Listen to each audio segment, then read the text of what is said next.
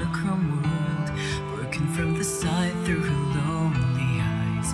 It reflects the ocean and stars, but her cry echoes around the simple loss of love in her heart, making this whole fairy tale alive. Within sorrow's tender embrace, this was never meant to happen. The light of the day, the only reason you have to stay. Hear me sing my song and just keep holding on. Cinderella, why don't you stay with me tonight? We will dance until midnight comes and we could run away. Oh, we will never ever be apart. Set aside all your fears, this magic lives inside of us. I am here, would you wanna stay with me tonight? Follow me, we will run across the bridge of fantasy. Oh, all the pain and sadness that you feel, believe in me, hold me close, don't ever let me go. Come and stay with me forever. Magic lives so long as I am here.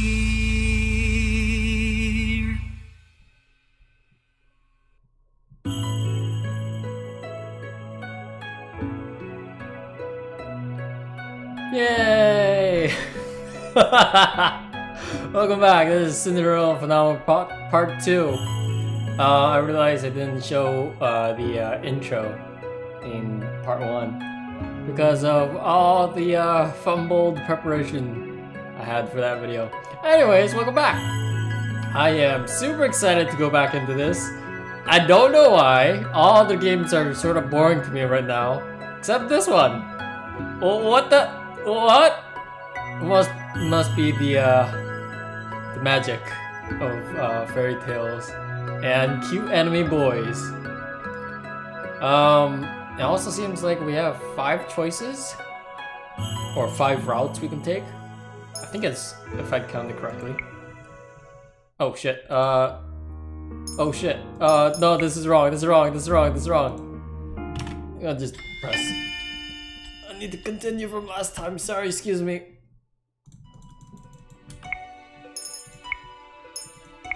No!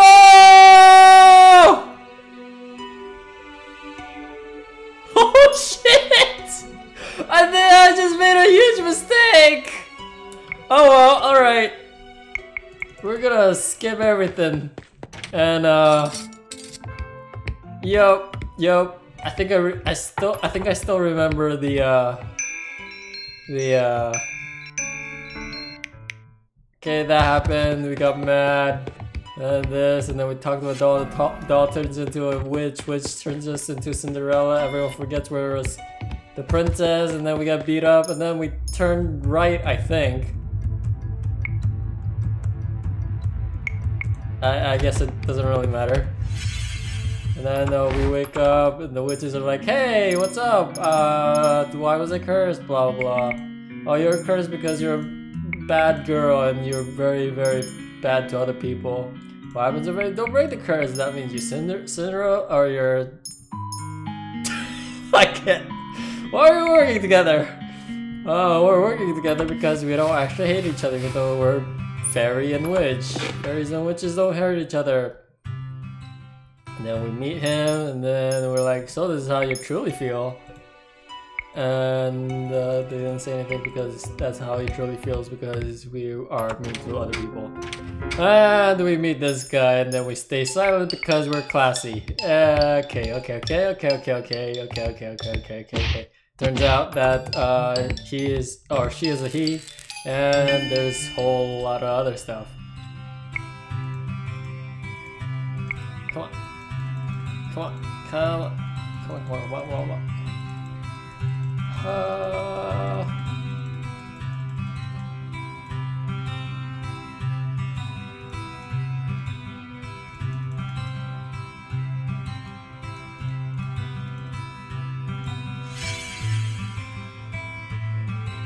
Wait a minute.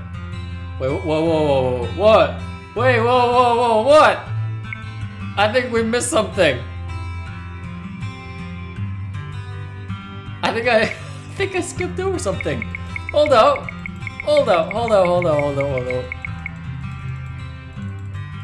Oh fuck. Well, anyways, we'll just. Oh, fuck. This is totally shit show already. Alright, we're just gonna start here. God, Laura was. Oh god, what was. Just gonna improvise from here, okay? If you do nothing, you get nothing. No food, no clothes, no bed. You're no longer a princess, Lucette. Oh fuck.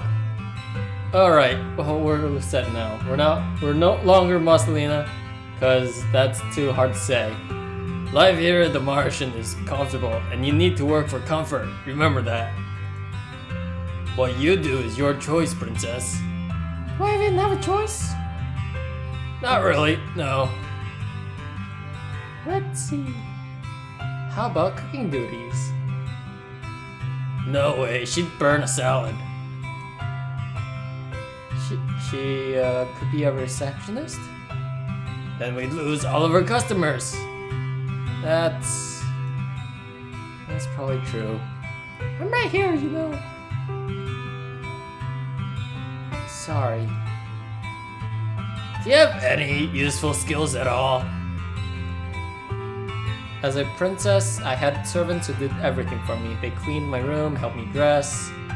I'm expected to possess skills for things I've never done. Aha! I found the perfect job for our Cinderella.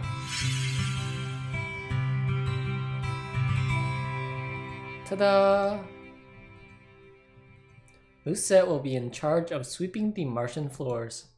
What? Perfect! Even she should be able to do that. Could you, princess? I refuse.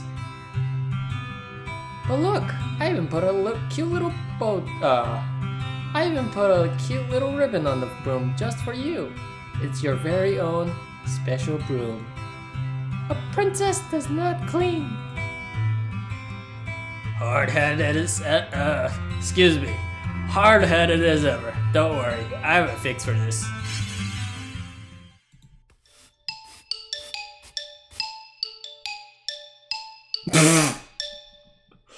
Suddenly the broom flies into my hands. I'm pulled helplessly along as the thing sweeps the floor. I try to pull my hands away, but they may as well be glued on the broom. They do not budge. What have you done? You should be thanking me. I'm helping you with your duties. Dolora, isn't this a little too much? Oh, nonsense. The princess is learning useful new skills. Mr. Broom will teach her everything she needs to know. If the floor is dirty, Mr. Broom will come to life and start sweeping. And it will not stop until the floors are spotless. What? Come on, Parfait, we've got time for a cup of tea. But she'll be fine. A little sweeping never killed anyone. You are dreadful! Enjoy your time with Mr. Broom! Don't ask me why I gave her that voice. Wait! Did they really just leave? Oh! Hey! Slow down! The broom begins to sweep faster! Despite my protest, I'm still forced like a puppet to sweep the floors with grudging tenacity. Oh! Look at that. Oh, it's so cute! I could barely catch my breath after that. Oh, look at that face! He's so satisfied. Princess! Poor face, let me check. Oh! How lovely! It's so clean I can see my reflection in the floorboards. I'm impressed. Do not think about stepping onto this room with your dirty shoes! Goodness, I didn't know princesses could be such terrifying creatures. You are aware that the Martian is opening soon, yes? The floor isn't going to stay clean forever. Then do not open the Martian! Huh. I do sympathize with you, princess. It's difficult adjusting to the commoner's life. Oh, you know about that.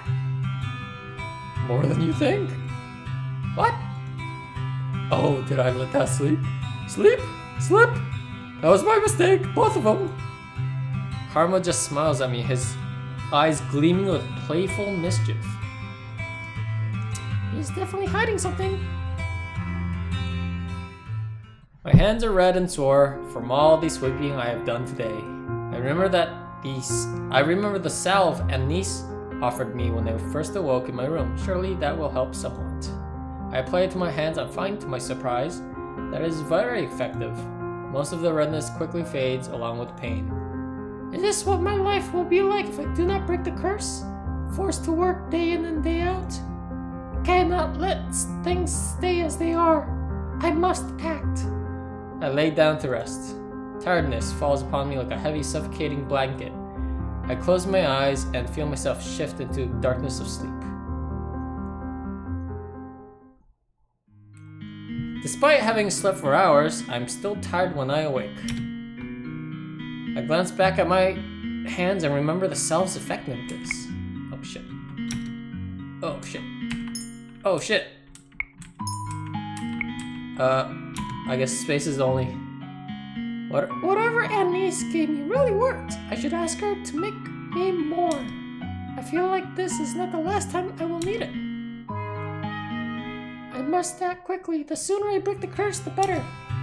The people who offered me to help me are all here. Whom should I ask for help? Oh, are these the routes I should... Karma... I don't know.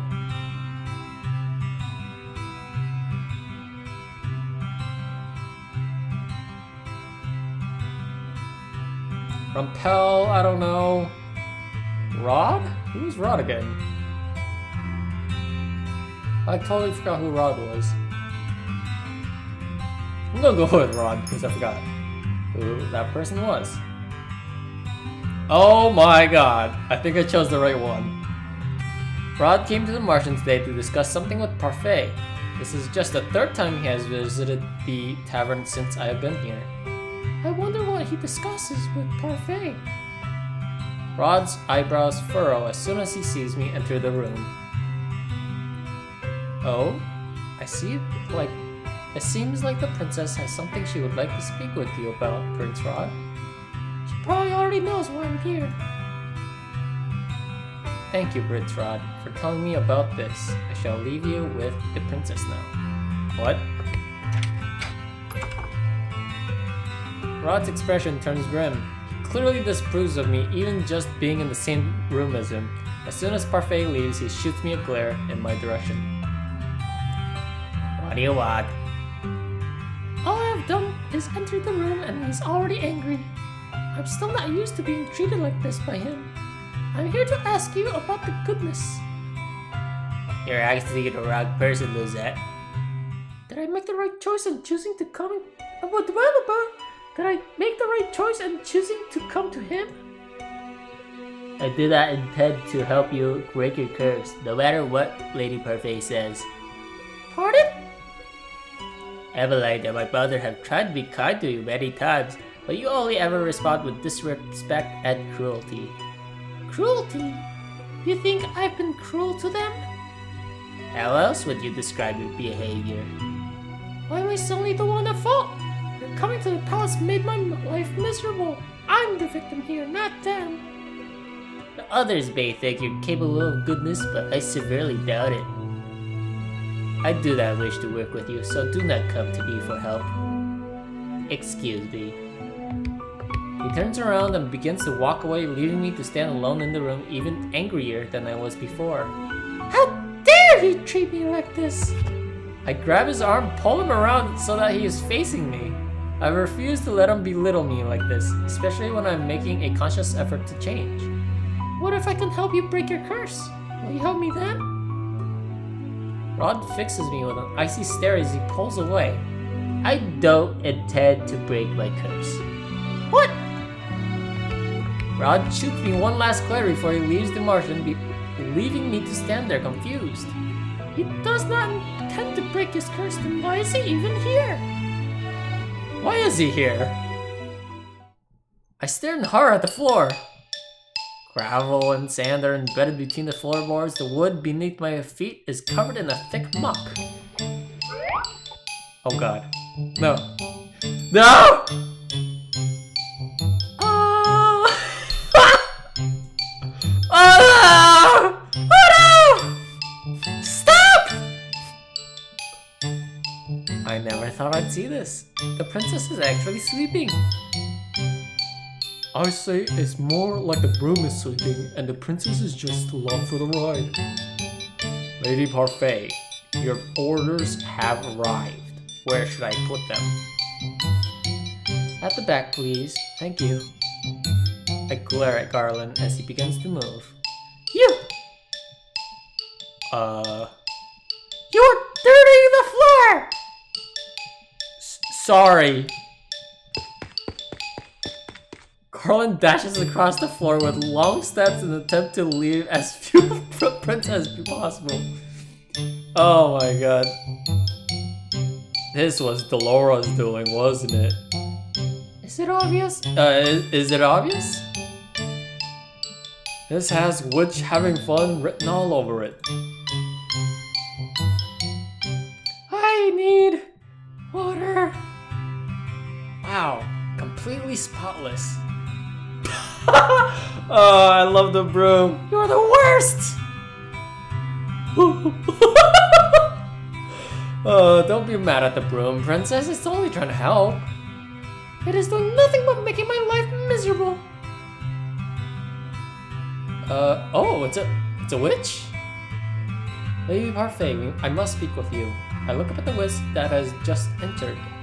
She is a regular at the Martian, and according to Parfait and Delora, a good witch. She orders tea here from time to time. She has mud on her shoes! Why is she glaring at me like that? I believe it's because of your shoes, dear. I have just cleaned the floor.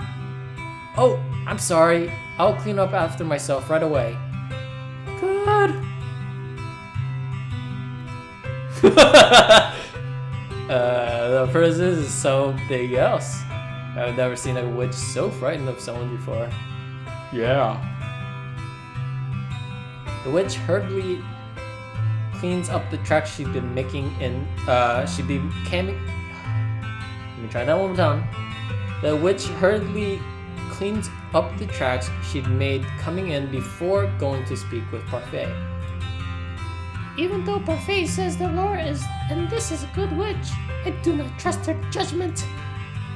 Especially not when she considers Delora, who ruined my life, a good person. I put the broom back in its resting place before double-checking my work. Now that I'm done, I can continue to work on breaking my curse. And I can save. Because I think we're finally back to where I'm supposed to be. Or a little past. Oh. Should I? I'm gonna pursue the Rod. I glance over at Rod as he enters the tavern. That was almost perfect timing. He told me that he does not intend to break his curse, yet here he is again. Rod must sense my eyes on him because the minute he walks in, he turns to look at me. His expression is as cold and unmoving. What is wrong with my reading skills today? It's worse than normal. His expression is as cold and unmoving as always. He pointedly leaves the tavern area and enters the reception. I follow after him. I told you to find someone else. What can I do to make you stop hating me? What? You said whatever I've done to you or your family was bad. So if I reverse that, I might get a good kid. You truly don't understand how goodness works, do you? I will not be asking if you... Oh boy, why? I would not be asking you if I did. Rod closes his eyes, rubs the back of his neck. He looks thoughtful, but also irritated. I intend to break my curse as soon as possible and will do whatever it takes. And it seems to me that the easiest way to achieve a good deed is to fix the supposedly bad deeds I've already done. So are you going to help me or not? Tell Lady Parfait I will see her another time. Rejected second time. I'm not giving up! Going after the Rod. He leaves the room without answering my question. I ball my hands into fists. And he calls me the cruel one? I mean, Jesus. A month has passed and I've yet to complete even one good deed. Not for any lack of trying though. I've been asking around for advice on how to be a good person and received various answers. What makes someone good? I'd say being selfless. I think it's important that you consider another person's feelings. Patience. The ability to soothe even the most broken of hearts. Forget I asked. Bravery. Loyalty. You must be beautiful, both on the inside and out. Right.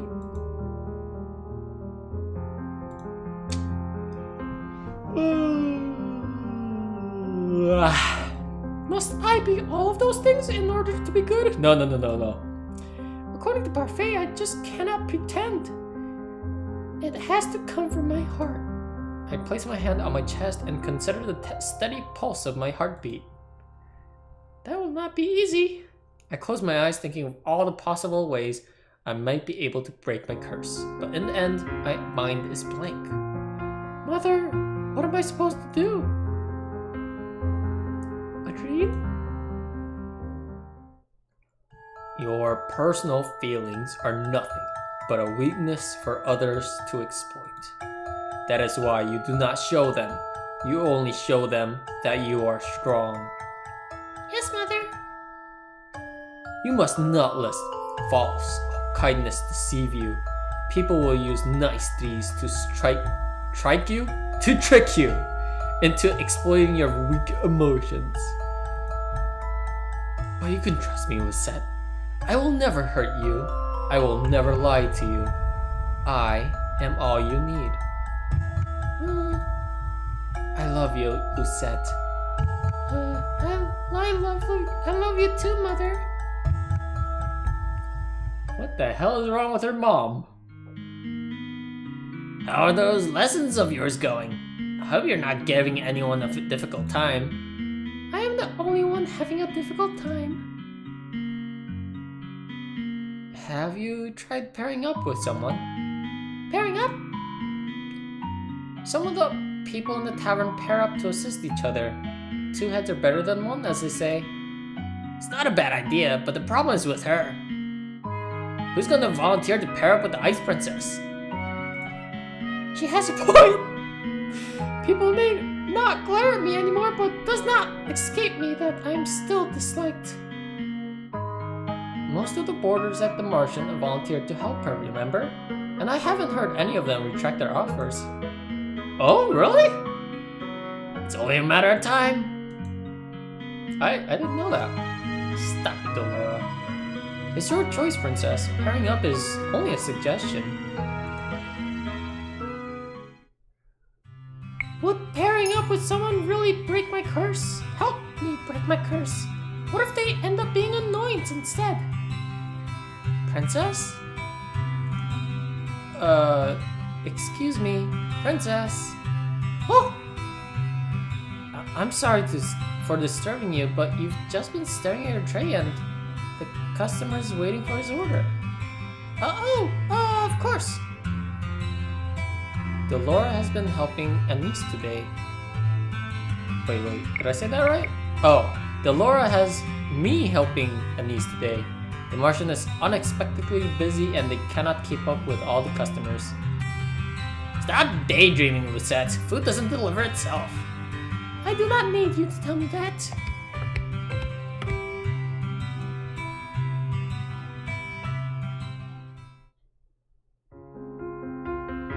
I stretch out on my bed, the stiff mattress that's little to soothe my aching muscles. I was on my feet the entire day, struggling to keep up with the steady stream of people that came into the Martian. I've never seen the Martian so busy.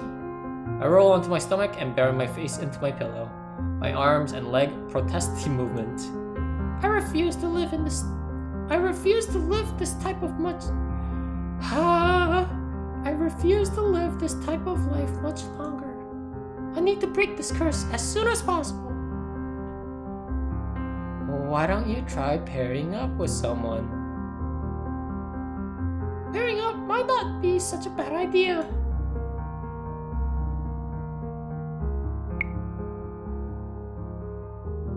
Oh! Wait, what? Oh no, they're locked. Wait, 2 of them are locked? Well, one's the bodyguard, obviously, and the other is the Peter Pan one. So we got Rod, Rumple, and Karma, I think. We're gonna go with Rod. Chapter 3, A Change of Pace. Oh shit, I didn't save it! Oh, I should have saved it. That was such a pitiful moment to save it. Shit. Well, anyways. I will ask Rod if you'll pair up with me. I know we don't have a good relationship. Rod has spared no effort in telling me how cruel I have been to his family. But I feel that rectifying whatever mistakes I made with them might be an easy way to get 3 good deeds. Oh, this is going to be very interesting. But Lucette, didn't he tell you he didn't want to break his curse? Yes, but that may not be the whole truth. You're still reluctant to break his curse despite all advice I've offered him. Perhaps you will be able to encourage him where I could not. I do not care if he does not want to break his curse. I only need him to help me remedy the supposedly bad things I have done to his family. I believe that will be the easiest way to break my curse. But the problem is that I rarely see him here. He is usually at the palace. In order for this arrangement to work, I will need to be at the palace. I, for one, think this is a terrible idea. What if Laura's voice trails off? She averts her gaze to the floor. Her expression a mixture of anxiety and solemn consideration. What if what? Is there something I should know? Both the witch and the fairy just stare at me silently. After a few moments, Parfait speaks. You would be far away from us, princess. We would not be able to assist you. Witches could be lying in wait for you, knowing that you're the true crown princess of Vangiel. They might seek to use you for their own purposes. What sort of purposes? Why would the witches be after me in the first place? Many of them have been corrupted by the Tenebrium. Darkness have invaded their hearts, making them bitter. Many of them simply want this fairy tale curses continue on undisturbed. This is all just speculation, but it's better to be safe than sorry. What would you have me do? Delora? I have an idea. I think I can get her into the palace and make sure there's someone there to look out for her. Oh. Just trust me. Tomorrow the Ice Princess returns to her palace. I have a bad feeling about this. Yup. It's probably the bodyguard. Or the advisor. This cannot be happening. She's a maid! Don't dilly-dally. The princess will be awake and expecting her new maid. I close my eyes and suppress the urge to groan. Ugh. How is it that Delora was able to turn me into Emmeline's personal maid? She thought this would be funny, did she? Well, I will make her pay for this! Mark my words! I expect you not to be late again, and to yell that again. We have very strict rules on how the palace staff should behave. I'm not exactly sure how Delora managed this. She told me she was going to cast a spell on me and that it would be over soon. As soon as I opened my eyes, I closed my eyes and sure enough, when I opened them, I found myself here in the maid form. What did she do? The maid continues to babble at me. How annoying. I pretend to listen to her as she leads me through the palace hallways. Emmeline and Rod's chambers are located here. Oh god, what was her voice? Oh, I think it was like a southern voice. That's some good juice. Oh. We come to a halt when Emmeline suddenly appears from around the corner. Your Highness? The maid ducks into a neat curtsy. Emmeline's eyes meet mine. I tense as I wait for any signs of recognition from her, but she only gives me a curious look as if wondering who I am. She clearly does not recognize me. The maid suddenly reaches back, pulls at my shoulder, forcing me into a bow. You are in front of the Crown Princess of Angia. Show some respect, girl. My apologies, Your Highness. She is new and clearly needs to be taught some manners. Excuse me? Oh, please. There's no need for that. That's not, I don't know what kind of accent that is. What is she trying to achieve by pretending to be kind to a palace maid? Who is she trying to fool? Your Highness, this is your new personal maid. Emmeline glances at the maid, looking confused. Why do I need a personal maid? Oh god, I think it was also in a woman, like a light tone voice. It is by the king's orders, princess. Emmeline turns to look at me again. What is your name? What is your name? She's talking to you, girl.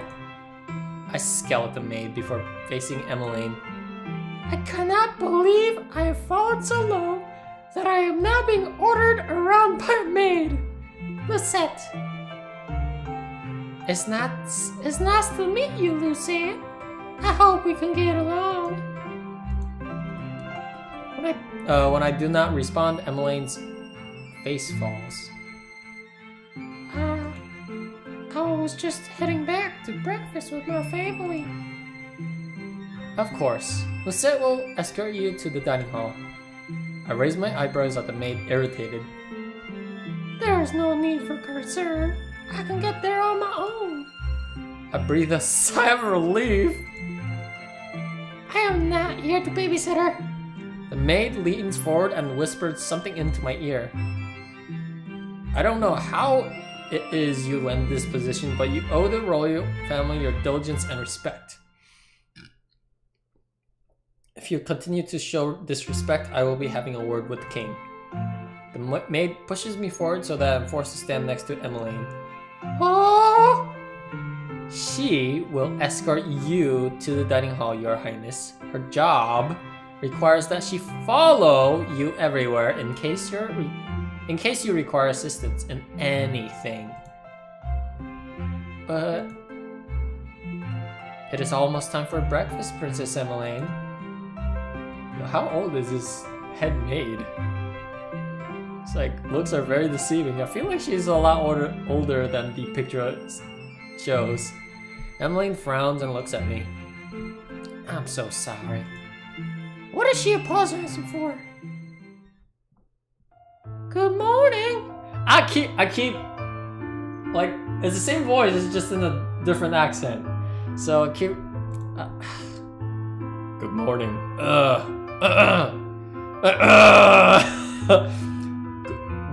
Oh my god, no. Good morning. It seems that you have met your personal maid. The king's eyes widen as he spots me. You look familiar. Does he recognize me? I feel a little tremble in my heart as I consider that hope. Oh shit! Are you not the girl who came to the gates before? I deflate with a sound sigh. He remembers me as a peasant.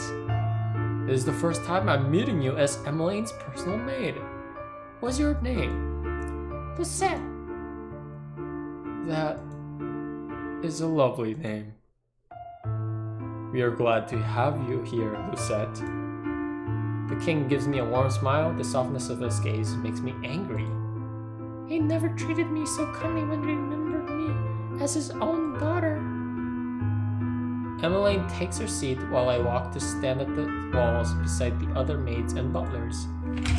The doors open and Rod walks inside. He greets King Ophelia and then his sister. He is just about to take a seat when his eyes suddenly fall on me. The shock is apparent on his face. Rod, is there something wrong?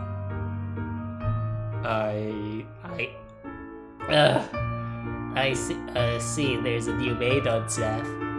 His tone is almost accusatory. I bristle at the words and am about to say something when Ophelia speaks. Here's Emily's new personal maid, Lucy. Ugh. Rod stares at me for a few moments, his expression unreadable. Eventually, he moves to take a seat. I stand silent and watch the royal family eat their breakfast. The small area is filled with happy conversation. The four of them smile at each other when they speak, and it's easy to see how comfortable they all are with one another.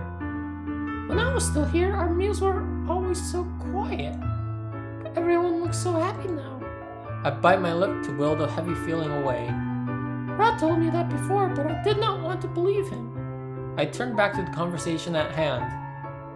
We have something very important to discuss with you, Emmeline.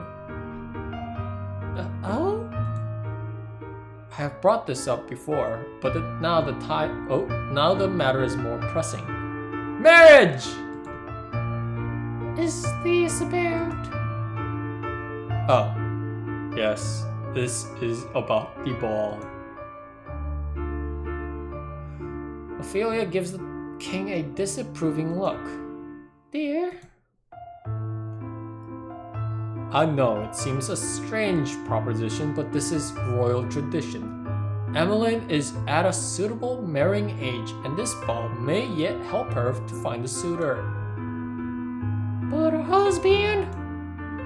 Emmeline's cheeks are tinted pink, not pinted.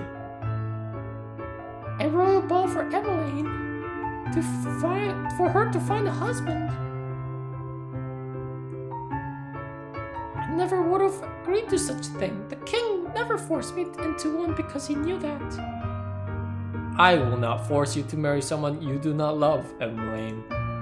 We agreed on this ball to uphold tradition. All eligible bachelors will be invited in 4 months' time, and you will choose the man you want to court you. I did find my true love through a ball, after all.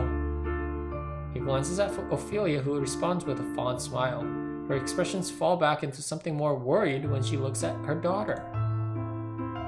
But what if I can't choose anyone? We'll throw one ball, as per tradition. We will not force you into another ball if you do not find a good suitor, but we must uphold traditions at least once. Perhaps this will push you to think more about the future. I will not put any added pressure on you, Emmeline, but I would be happy to see grandchildren before I have to give up my throne. I am not getting any younger, you know. Alright. Dad? Father! Father! I can tell the king is trying to make light of the situation, but there is an undertone of seriousness. Emmeline eventually sighs and slowly nods. I understand. My gaze shifts to Rod to search for a reaction, but his expression is impassive. No reaction at all. Did he know this was going to happen? But can I really be the princess of Kingdom of Angel deserves? I feel so unprepared. You are the crown princess of Angel. You must be confident. Emmeline looks down, looking genuinely distressed. I'm finished. May I be excused? But sweetheart, you've barely touched your food. You may. Emmeline stands up and ducks into a quick curtsy before rushing from the room. I did not move until Rod's glare on me. I realized that I meant to follow Emmeline. Excuse me. I curtsy and follow after Emmeline. I barely make it a few steps away from the dining hall before the door flies open and Rod is rushing after me. What are you doing here? And answer. I am here to break my curse. You expect me to believe that when you had people offering to help you at the mansion? Rod's expression changes, anger clear in his eyes. Though, I know why you're really here. What are you talking about? You thought you might take back what is rightfully yours, didn't you? You have no qualms about hurting my family again. I stare at him, nonplussed by his accusations. I carefully quell the simmering anger inside me. The last thing I want to be fired. The last thing I want is to be fired before I break my curse. I'm not here to hurt anyone, so stop accusing me of such things. We glare at each other in silence. Oh, something happened. I'd always thought that Rod was closed off and quiet, but his emotions are always blazing in his eyes. You should be here. Rod steps back, but his gaze is still fierce.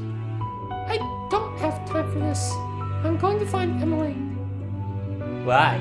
So you could insult her? No, because it is now my job to attend to her. Excuse me. The last place I expect to find Emmeline is in the throne room. Much to my surprise, I find her standing alone inside, staring up at the throne. Oh, When she turns to face me, she has a guilty expression on her face. I'm sorry. What's she apologizing for? I was very rude earlier, walking out on everyone at breakfast. Emmeline glazes. Jesus. Emmeline gazes back at the throne and sighs. I'm sure any other girl would be happy to have a ball. I mean, it's like something out of a fairy tale. But, She sighs once again and looks down at her clasped hands. It all sounds so perfect in the fairy tales. 3 days is all it takes before everyone found their true love. But I don't think that's how it works in real life, do you? I have nothing to say in response when Emmeline turns her beseeching gaze to me. I don't know how I'm supposed to marry someone I barely even know. Is this really what it means to be the crown princess? Isn't this precisely what you wanted? Excuse me? When your mother married the king, you became princess. You went from rags to riches overnight. I cannot keep the bitterness from my voice when I speak. Your life is playing out like a Cinderella's, is it not? All you are missing are the glass slippers, and even then, I am sure the king could arrange for a pair. I cannot understand why you are so unhappy. Neither can I. Aww. Emmeline turns away from me to face the throne once more, and in the sun that streams through the window, I see something shining on her cheeks. Is she crying? I am so ungrateful. Lucette, what would you do? What? If you were my place, if you became crown princess overnight, would you go through with the ball? For the sake of Angio's tradition? For the sake of your role? I would never do anything so worthless. The king never brought up the subject of me. He most likely knew I would have refused. Emmeline suddenly pats her cheeks and turns to me, a wry smile on her face. I could do with some fresh air. Shall we go to my friend's shop in town? We have only just exited the throne room when Emmeline stops short and I almost bump into her back. Oh! Your Highness, what a pleasant... Sir Mithros abruptly stops to stare at me. Oh shit, well... Why is Sir Mithros looking at me so intently? Is... Something the matter, Sir Mithros? No, nothing at all, Your Highness. I'm just... amused. Amused? Oh, you haven't met my new maid. This is Lucette. Lucette? There's something in Sir Mithros' gaze that I do not trust. His silence is so stifling, I curtsy at him. Sir. Charming. Sir Mithros turns his attention back to Emmeline. Where are you off to this? Shit. Where are you off to on this pleasant day? I'm trying to make his voice a little creepy. I don't know if I'm succeeding or not. Oh, just off to visit a friend. Just make sure you bring your guards with you, princess. Of course. I wonder what's taking them so long. Emmeline decided to invite Rod to join us on our visit. One of the guards offered to get Rod for her, but he still has yet to return. Another stands with us by the gates, ready to escort us into town. Why does the king even keep these incompetent fools if they cannot find a single person? Damn! Maybe we should go look for Rod. But then, what if he gets here as soon as we go search for him? I sigh. I will go look for him. You can stay here. But you don't need to answer me. She has yet to ask me to do anything. What does she think a maid even does? I look at her solemnly, not answering her. Finally, she relents. Thank you, Lucia. I incline my head just slightly before walking up. I feel like a babysitter. I cannot believe I have to search for Rod. This is only slightly better than being dragged around by that broom. No, man. That broom is really cute. I turn around the corner and nearly bump into someone. I take a few steps back just in time. What? Fritz? Fritz knows? Wait, what? I thought what? What's happening? How is he not affected by this? Well, I guess that makes sense since he is a route I could take. But anyways, princess. I look up in shock. Fritz's surprise mirrors my own. Where have you been? I've been looking for you everywhere. He pauses to stare at my clothing. Why are you wearing maid's uniform? Fritz, you remember who I am? I would never forget you, Princess Lucette. But it does seem like I'm the only one who remembers you. What is going on, princess? The only people who remember me are the witches, fairies, and... Fritz, are you? I stop when I hear the sound of approaching footsteps. Fritz turns at the sound and stoops low into a formal bow when he sees Rod. Your Highness. Rod's impassive face twists with annoyance when he sees me. Rod does not even acknowledge Fritz as he walks past him to stop in front of me. Wait, is Fritz a ghost? Shouldn't you be attending to my sister? Oh, should you be attending to my sister? I don't understand. Prince Rod, do you know why the princess is dressed like this? Rod is clearly just as surprised as I am when Fritz remembers me. You recognize her?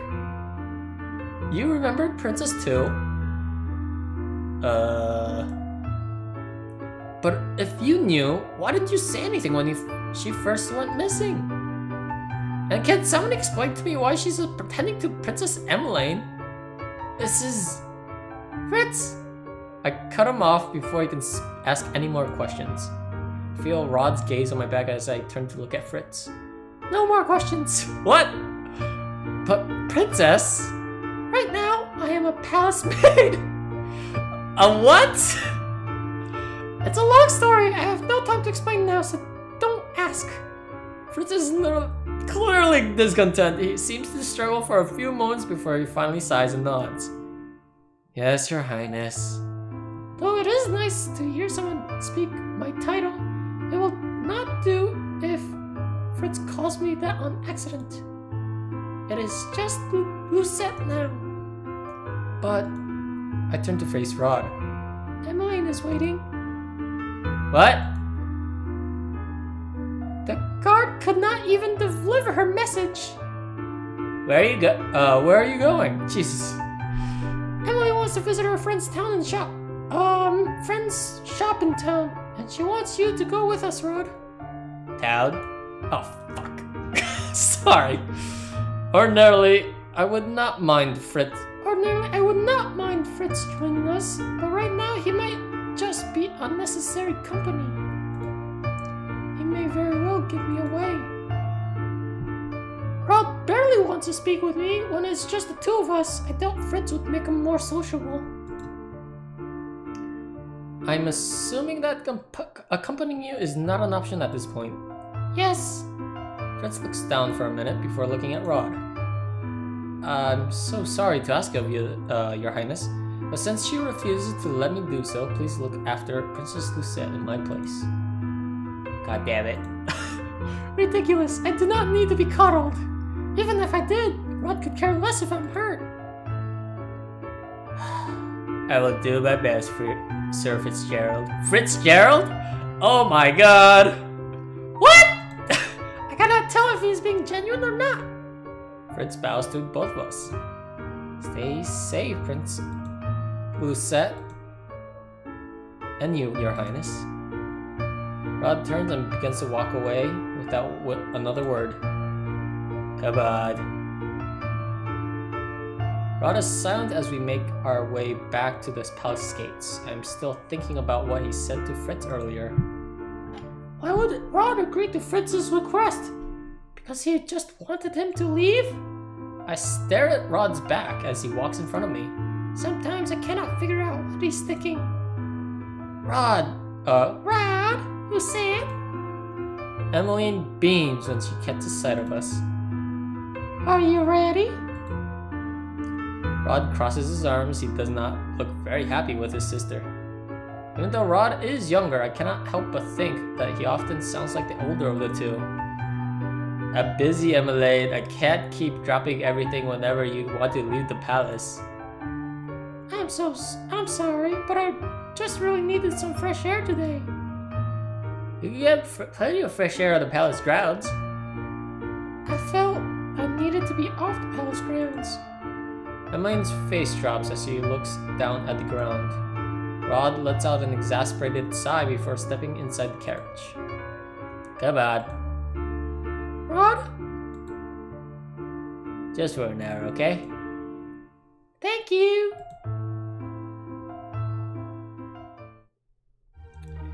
I soon come to realize that it is easier to walk around town now that everyone has forgotten who I am.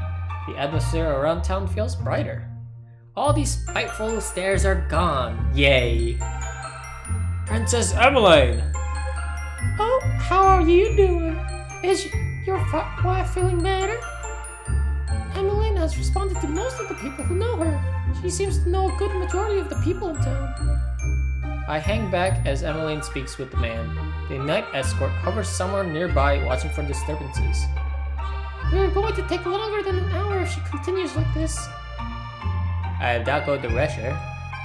Don't you need to return to the palace to continue whatever work it is you are doing? Rod raises his eyebrow at me. I do have to get back to my studies, but my family always comes first. If this makes Emily happy, then I'd gladly come with her to town. It's a small thing. Happy? I look more closely at Emmeline. She is smiling. Then she always smiles. I don't understand. She's more at ease talking to the townspeople sometimes because they don't judge her. Why would she have to worry about being judged? It is clear that everyone adores her. Emmeline takes the man's hands in hers as she wishes him well. Rod points out that gesture. See that? That's goodness. You can learn something from my sister, Lisette. Is goodness pretending to be interested in the lives of strangers? Emmeline eventually says her goodbyes before walking toward a familiar store. This is the toy shop I visited with Emily and Rod before. I glance at Rod and notice the expression on his face. He seems conflicted. But why? Before I can ask, Rod marches in front of me and decisively pushes open the door. Oh no, is Viorica gonna remember who I am too? When I enter, Emmeline is already hugging the shopgirl Viorica. Emmeline, you look as beautiful as ever. Oh, please, I look the same. You on the other hand. Emily sticks back before nodding, a bright smile on her face. Being in love suits you. When's the wedding? What? Wedding? She's already engaged? I catch a small movement out of the corner of my eyes and turn to glance at Rod. I notice his fingers clench into a fist before he quickly hides his hands behind his back. Though his expression is as impassive as always, I notice a tenseness in his shoulders. Desmond and I haven't set a date yet, but it should be soon. Would you... Yuriko trails off when she notices the rest of us. Hello, Rod. Viorica. His tone is surprisingly static. The last time he was here, I was sure he sounded friendlier. So, what can I help you with, Emmeline? Looking for another doll? Another doll?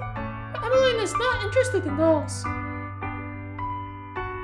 Oh no. Oh shit. Oh no, I'm just here to see you. I can't stay for long because Rod has things to do. Emily, I'll wait for you outside. Wait, what the hell is going on? Oh, okay. I know it's my job to follow Emily around, but I'm not at all interested in hearing her talk to this girl. Does she even want me here? I'm gonna stay. Do my job. Before I can decide what to do, Emmeline has turned to look at me with a smile. This is Lucia. She just started working on my personal maid today. Please don't recognize me. Oh.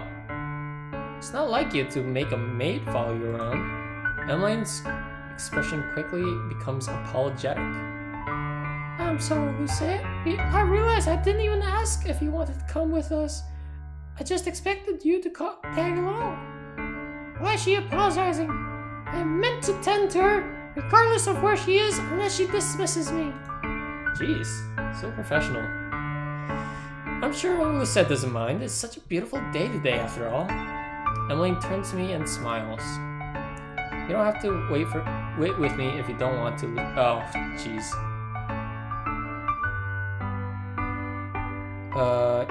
You don't have to wait with me if you don't want to, Lucia. I won't be long. I only want to see Viorica a bit. I haven't been able to see her as often as I should. Since I've moved. Well, that's to be expected. Princesses shouldn't be associating with shopgirls like me. Viorica has a point. Why does Emily insist on this? But you're my best friend. I'm still not accustomed to the fact that I can't just visit you every day. Okay, I'm gonna stop with Emmeline's voice. I'm getting real tired of doing both a high-pitched voice and a southern accent. Like a really bad southern accent too, like a fake one. Those were the good old days when we were still neighbors. I'd still live next to you if I could. Do you remember all those games of tags we used to play when we were children? Remember how Rod always lost? The two girls laughed together at the shared memory. I tried not to roll my eyes. So, they were childhood friends. Oh my god! Rod's jealous. Rod's super jealous of Desmond. Oh my god. Well, I think I solved it. Are you sure there's nothing I can do to help you? I'll turn at the sound of the door chimes as a customer walks in. Excuse me. One moment. Viorica turns to Emmeline with a guilty expression. I'm so sorry, but I have to take this. No, it's alright. I'll come see you another time. I promise, we can talk for as long as you want next time. Emmeline smiles and hugs her friend in farewell. I follow closely behind Emmeline as she exits the shop. Rod pushes away from the wall that he had been leaning against once he notices us leaving. Ready to go? Emmeline nods with a small smile. The two of us begin to make our way to the palace again. By the time we return to the palace, evening has fallen. lighting. I hope we're not... I hope we're... I gotta figure out like a voice that I'm comfortable with there. Laters! I'll just continue trying. I hope we're not late for the dinner. The minute the carriage doors open, we are greeted by two familiar faces. Sir Alcaster and Sir Mithros stand before us. Oh, this is a new one. Princess Emmeline, Prince Rod, I was on my way to look for you when Sir Mithros informed me of your whereabouts. He glares at the knight escort and the knight shrinks back. Sir Alcaster turns sharply to me afterwards, his eyes narrowed. Why is he looking at me like that? It was getting late, and the queen was getting worried. I'm so sorry. God, that's... Whew, my throat hurts after that. Princess Emmeline, Prince Rod, it is almost time for dinner. Please, let me escort you inside. Sir Mithros gestures for them to follow him. I'm about to follow him when Sir Alcaster suddenly moves to block my path. His eyes are cold. He opens his mouth to say something, but then he closes it and shakes his head. You're dismissed, girl. You may go back to your quarters. But that is an order. His gaze is piercing. Even though now I was the princess, I was not able to stand up to his gaze. Yes, sir.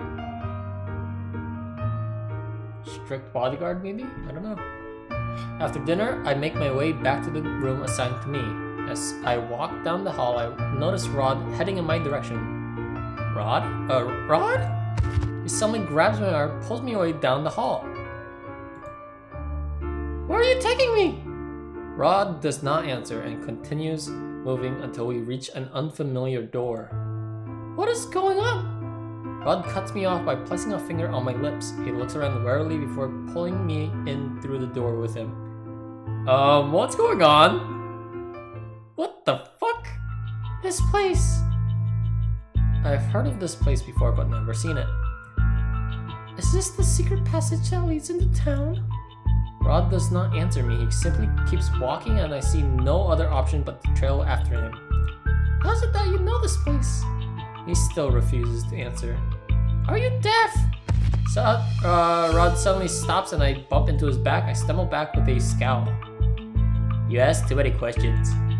Because you refuse to answer any of them. I glare back at him until Rod makes an exasperated sound. Lady Parfait is the one who told you about the passage. It makes sneaking out of the palace easier. Parfait? She did not give me any explanation as to how she knew of this place. There are only meant to be 2 copies of the keys. The king has one and Sir Alcaster has the other. Then how do you have a key? Don't tell me you stole from a king. I am not a thief. Lady Parfait also has a coffee. Coffee? She has a copy, not coffee. She saw fit to provide me with a key for my own use. What? How does Parfait have a key to this palace? You'll have to ask her that yourself. Once we step into town, I realize that where it is that we are headed. We are going back to the Martian. Delora is the first person we see as soon as we enter the Martian. Well, well, look what the cat dragged in. Delora, you! Rod's glare silences me. He steps forward, points back at me, gazes icy. She is not staying at the palace. What? Delora raises an eyebrow. Why is that? She works there now. I do not know what game you are playing, but I will not be a part of it. Excuse me? This is not a game. Sure it is. It's Cinderella phenomenon. I do not want you to meddle in my life as you meddled with hers. The room's temperature drops several degrees. Delora stares at Rod, her expression suddenly lacking any emotion. With all due respect, Your Highness, I do not want to meddle with your wallowing. But just because you do not wish to break your curse does not mean that others should not want to either. You should be humbled that our princess here thought you'd be able to help her. Rod raises an eyebrow. Where is Lady Parfait? Of course you want to talk to Parfait, but she put things nicely. Fine, I'll fetch her for you. Delora curtsies as she sweeps out of the room.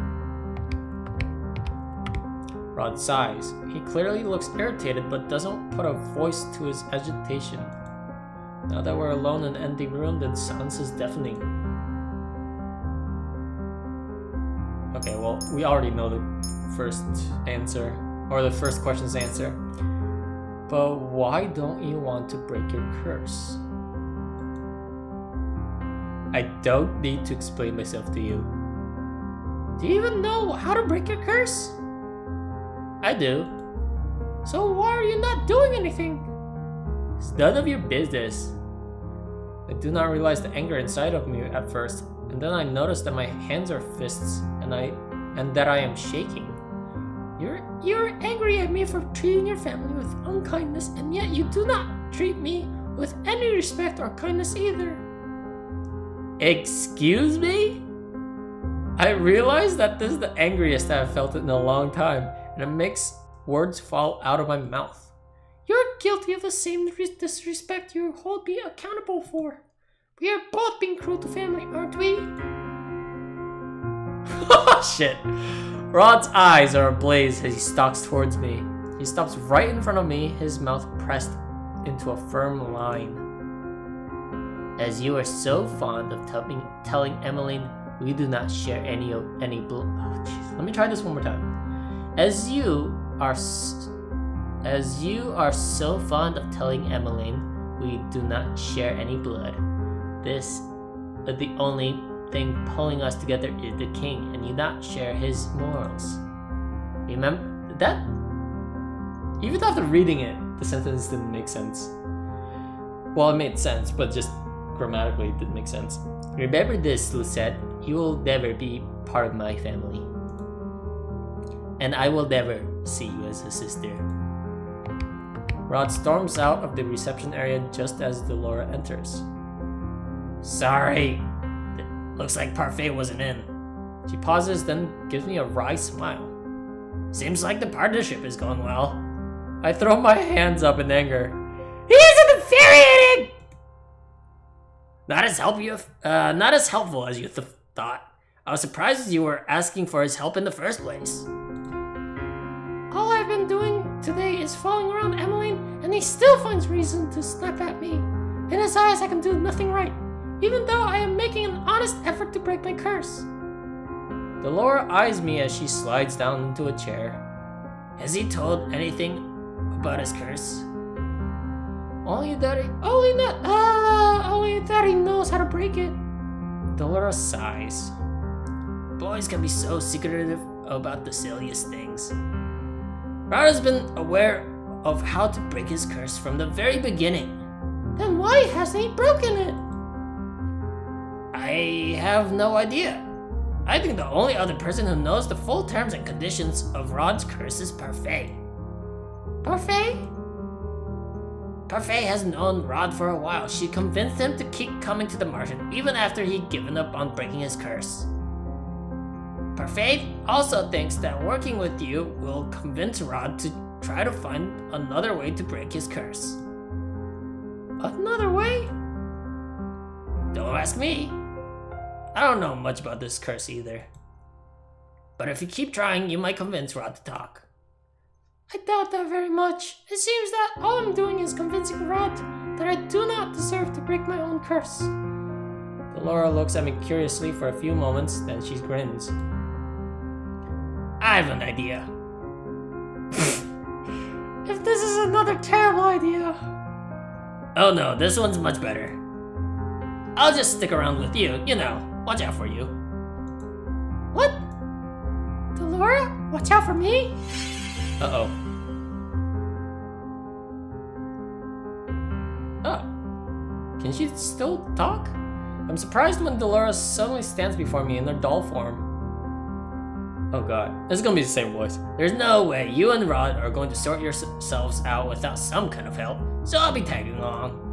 It's much easier when I'm travel-sized, Why do I feel like she's only making things worse? Come on then. Delora somehow manages to jump into the front pocket of my apron, which is thankfully large enough to fit her doll body. Let's go find us a prince and get ourselves back into the palace. One step forward, 2 steps back. Oh, we're back! It's been more than a week since Rod and I returned to Martian. He has been avoiding me ever since that day. Not that we have much cause to be around each other now. I am constantly on my feet, preparing for Emmeline's ball. This is ridiculous. Better to be busy than bored, princess. I stopped for a moment to better balance the pile of fabrics that I am carrying. One of the maids has ordered me to bring this to a designated room so that it can be sorted out. I'm being reduced to fetching and carrying, and I have made no progress on accomplishing my first good deed. I doubt that simply following orders from the other maids will help me get my first good deed. I feel a shuffling in my pocket, then notice Delora peeking from her porcelain face out. Better to obey rather than disobey, at least. You're not going to get a good deed from being stubborn. Anyway, you gotta put yourself out there a bit more, princess. You can't just do whatever is convenient for you. That's not good. Delora has been no help at all. Wait, I recognize this place. Isn't this where your room is? I stopped in front of the door to my old bedroom. Ever since I came here, I have been ignoring this room, not wanting to see what the king did to it during my absence. Do you not want to go in? Why should I? It's not as if it's my room anymore. Oh, you're no fun. Aren't you curious about how it's changed? I would be lying if I said I wasn't. I guess a little peek would have hurt. No, it's no different. I step into the room and close the door behind me. Oh. Well then. It's exactly like the past. It's exactly as I left it. It seems completely untouched. Moments later, Delora is standing before me in her human form. It looks like someone's been dusting in here. Strange, considering no one should remember who this room even belongs to. I glance around, eyes wide. Everything looks the same. I put the fabrics that I'm carrying down on my bed and make my way to the shelf where my dolls are displayed. My eyes pause on a specific doll. Yep, that's creepy. This one was not here before. Delora raises an eyebrow. Maybe you just don't remember that one because she wasn't very memorable? You do have a lot of dolls after all. No, I know each of my dolls by name. This one is definitely new. She looks very similar to the dolls I saw at Viorco's shop. Quickly turn of the sound of the doorknob. My eyes move to Delora, but she's already turned into a doll and tucked herself in the corner of the shelf with the rest of my dolls. Emmeline stands at the doorway, eyeing me curiously. Lisette? What are you doing here?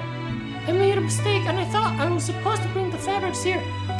Good excuse. Whew, saved it. I hope she does not see through my lie.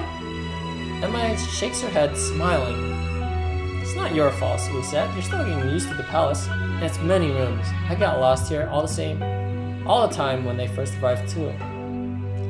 This room is interesting though. Father expressly ordered that it be kept clean but otherwise undisturbed. Why would he say that? Why would he say that? He won't say why, but apparently this room is very special to him. Made it belong to someone he cherished. Cherished? What a joke. Still, I cannot help but feel hope at her suggestion. I don't think Father would like either of us being in here. We should leave soon. I only came here to put a ribbon on one of the dolls. One of the dolls? Yes, I put one of my dolls here. She walks past me to pick up a doll I did not recognize. I bought this. I know Emmeline always visited Viorco, but I did not think she'd like dolls.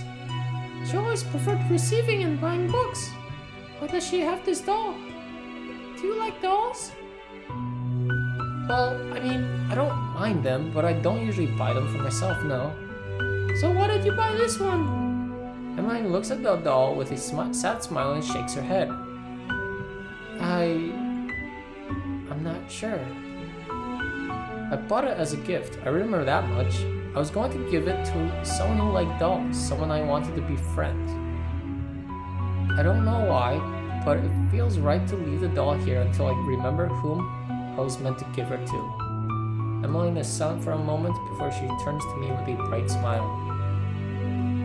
I know you have a delivery to make, but could you come with me to the palace entrance first?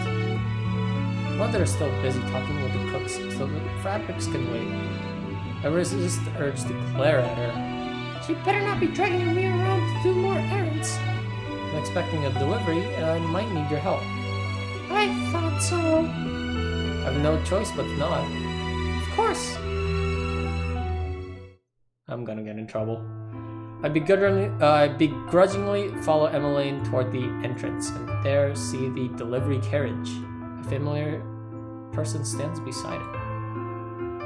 Viorica! Emmeline pulls Viorica in a tight hug. I turn my attention away to glare at the number of boxes at the back of the carriage.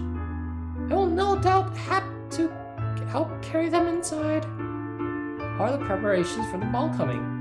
Emmeline's smile seems forced at first, but then eases into something softer. It's going well, I suppose. How about the wedding? Decimond and I finalized the date. It'll be 2 days after your ball. Can't wait to see you in your wedding dress. These two are talking so much when they get together. I ignore the chatter and walk up to the carriage to observe the boxes piled inside. What's in the boxes? Oh! Viorica reaches out to grab one. She hands it to me. I'm helping with the ball decorations. I came by with part of the order today. Part of it? Careful, it's a bit heavy. I take the box from her hands and nearly stumble. This is heavy! Emily should have the male servants do this. Queen Ophelia placed quite a large order and brought the more fragile decorations first. Oh, the glass baubles and vases? I grit my teeth as I shift the box in my arms and attempt to make it easier to hold. I thought you worked at a toy shop. Yes, but we also have aisles dedicated specifically to party decorations. What kind of toy shop is that? Lucette, will you be alright? I feel annoyance simmer within me. I am obviously not right! Emmeline reaches out to help me with the box, but she is too late. Oh no. Oh no. I've only taken one step forward when the box slides and I stumble. I manage to cradle it in my arms, but the weight is too much for me. Before I hit the ground, I feel strong arms around my waist pulling me back upright. The box is taken from me. Oh! My heart and mind are racing for a minute. I cannot comprehend what just happened. Are you alright? Rod? I glance to the side and I'm shocked to see Rod standing there. The expression on his face gives nothing away, but with our close distance I can see some flicker of emotion in his bright eyes. Concern? I am... Lucette? Oh, I'm so sorry. Are you okay? Rod pushes me and I stumble forward, almost tripping on the ground. He raises an eyebrow at me. Know your limits, Lucette. I glare at him as anger begins to bubble up my chest. Stay silent. I clench my fists and take a deep breath to try and calm myself. I will not stoop to this level. He's the one being cruel here, not me. What? You should have stubbornly tried to carry something that was too heavy for you. I'll not take responsibility if you get hurt. Oh, you shouldn't be angry with her for trying to help me. It was my fault for giving her something so heavy. Viorica, what are you doing here? Rod's voice is still cold. Viorica looks startled by his tone. I only came to deliver some of the decorations for the ball. Oh my god. He doesn't want to break it because then the girl will fall in love with him because he's the mermaid of this place, and if he gets his voice, I don't know. Look, these are all just guesses. I feel like these two are just closely tied with his curse, and that's why this one will break it. And you thought Evelyn and her maid could carry these things at their own?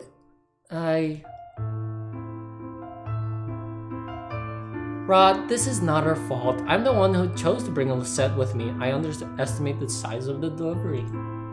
Yurka is just delivering the supplies. At least you admits her mistakes. I never thought Rod would be so stubborn. Emmeline's expression softens as she looks at her brother. She looks sad.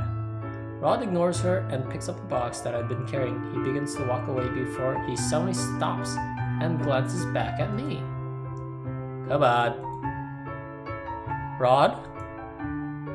We're going to call some servants to carry the boxes in. He turns around and begins to walk away. I am Emmeline's personal maid, not his. I glance at Emmeline, who nods her head. I really am so sorry. Thank you for helping my brother, Lisette. I curtsy ever so slightly before running after Rod. Rod, wait! He picks up his pace as if trying to lose me. Wait, isn't he carrying a box? I turn the corner and barely stop myself before running right into Rod's back. What now? Why are you so angry at me today? I barely even spoken to you. Your mere presence is enough to darken my mood. I glare at him and cross my arms. Funny, you call me cruel right now, but you're worse than I ever was. I don't need someone who hasn't even managed a single good deed to lecture me. Damn! I have to try very hard to resist the urge to slap him. You were supposed to help me get a good deed. As I said before, I never agreed to this. This is a tough cookie to crack right now. I still refuse to help you. Oh my god. Rod starts walking again. I hurry after him. I cannot help but recall how cold he was with Viorka earlier. I thought they were friends, but he treated her like this at the toy shop too. Why were you so angry with Viorka earlier? No reason. I raise an eyebrow when Rod quickly answers the question. Then you were cold for no reason. You have such a princely disposition. Rod frowns but has no rebuttal for my words. You must be generally cold and unfriendly. Excuse me? That would explain why you treated Viorka as you did. I had thought that you two were childhood friends. Viorka was always closer with Evelyn than with me. We had been friendly once, but we've since become distant. Distant? It's none of your business. I pause as we pass by my door, remembering that I left both the fabrics and Delora inside. I forgot about Delora! I make my way toward the door and open it. What are you doing? None of your business. Enjoy your field trip? I frown when I see her sitting on my bed in human form. What would you have done if it wasn't me? Us witches haven't sense for these things. Delora. Rod slowly enters the room. It's nice to see you here, Lady Delora. Oh, she's the one who gave them. Oh, that's right. Nice to see you too, little Sebby. Why are you here? Delora shrugs as she inspects her nails. I thought I would help the princess here since someone doesn't seem very willing. Rod furrows his eyebrows at her. I didn't. Yes, I know, you didn't sign up for this. But do you really think you have a choice, Rod? Delora looks at Rod pointedly. You know the consequences if this fails. Rod looks away, expression conflicted. Consequences? What are you talking about? Consequences for not helping me with my curse? Rod sighs heavily before turning back to Delora. He does not pay attention to me. I am not the right person for this. Doesn't matter what you think. The princess thought you were, so suck it up and do your job. Damn. Rod is silent for a few moments before he finally faces me, looking resigned. I will help you then, but don't expect me to change opinions of you. What? I shrug at him. It's not like I was expecting you to in the first place. Dolora grins with clear triumph. Good talk. Rod sighs. In order to achieve your good deeds, you're going to need to bend what you broke before. I feel I already know what he's going to say. My sister has always wanted to be your friend, so you must just do that. Show her kindness, and you may be able to get your first good deed through her. Show her kindness, huh? Dolores decides to stay in my room for the time being, saying that she believes Rod will be able to help me for now. Later, I make my way to the dining hall with the fabrics and see Emmeline and Ophelia inside. Who's it? Ah, I see you have the fabric, thank you. Ophelia takes the topmost sample of fabric and begins to inspect it as Emmeline walks up to me. Where's Rod? He returned to his studies. Oh right, he has history lessons today, and I am yet to finish my history homework, which is due tomorrow. As Emily muses aloud, I ponder what Rod told me earlier. I must become Emmeline's friend, but is that really a good deed? I hope Rod didn't send the servants out before he went back to his room. I wanted to tell him that Bjorka and I already called on guards to bring the boxes inside.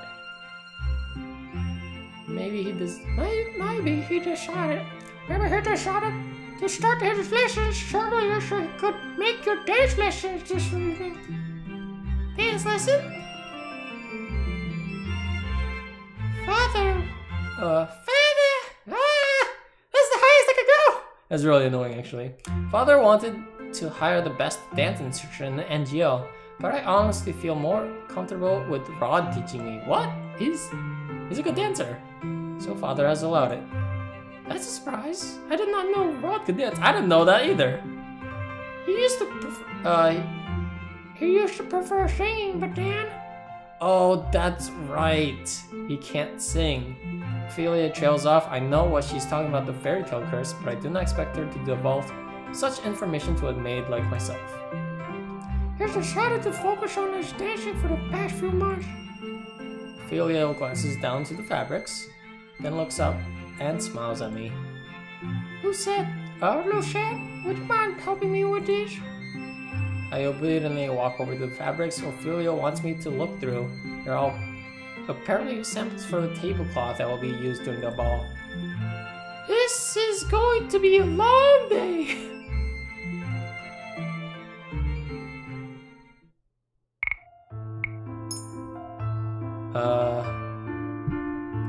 Rod comes immediately to the throne room after his history lessons to start on his dance lessons with Emmeline. I'm only standing here because it is my responsibility as her personal maid to watch over her as she practices. I watch as she steps out of rhythm and Rod sighs at her. You're doing it wrong. That's the 10th time. Sorry. Again. At least he has really good patience. They start from the beginning and I am unable to stifle my own sigh when Emmeline messes up the same step again. This would make the 11th time. I'm really terrible at this. Would you rather have the royal dance instructor teach you? He has more experience teaching than I do. Well, no, I really do want you to teach me, Rod. Sorry that I'm such a slow learner. You're always good at everything. Singing, dancing, cooking. Cooking? Prince Rod cooks? Yes, Rod does cook. He's very good at it. You didn't have to tell her that, Does it really matter? I love bragging about how talented my little brother is. I see a tinge of pink in Rod's cheeks as he turns away. Is he? Embarrassed? Emily looks down at the floor, her smile smaller. I wish I was as talented as you, Rod. I'd always thought Emmeline was overly optimistic. She always seems to bounce back with a smile no matter how many times I pushed her away. Now I cannot help but reconsider that thought. Still, seeing her like this only irritates me. Pitying yourself will only get you nowhere. Don't say anything, Lisette! Not everyone can be perfect at everything when they first start out. Oh, okay. I remember when Mother gave me similar lessons. She was also such a harsh teacher and she hated when I showed weakness in front of her. She made me keep practicing until I perfected whatever it was she wanted me to do. Failure was never an option. I never had time for self-pity. Instead of feeling sorry for yourself, instead of feeling sorry for yourself, just try harder. Let failure inspire you to do better. Lisette, that was...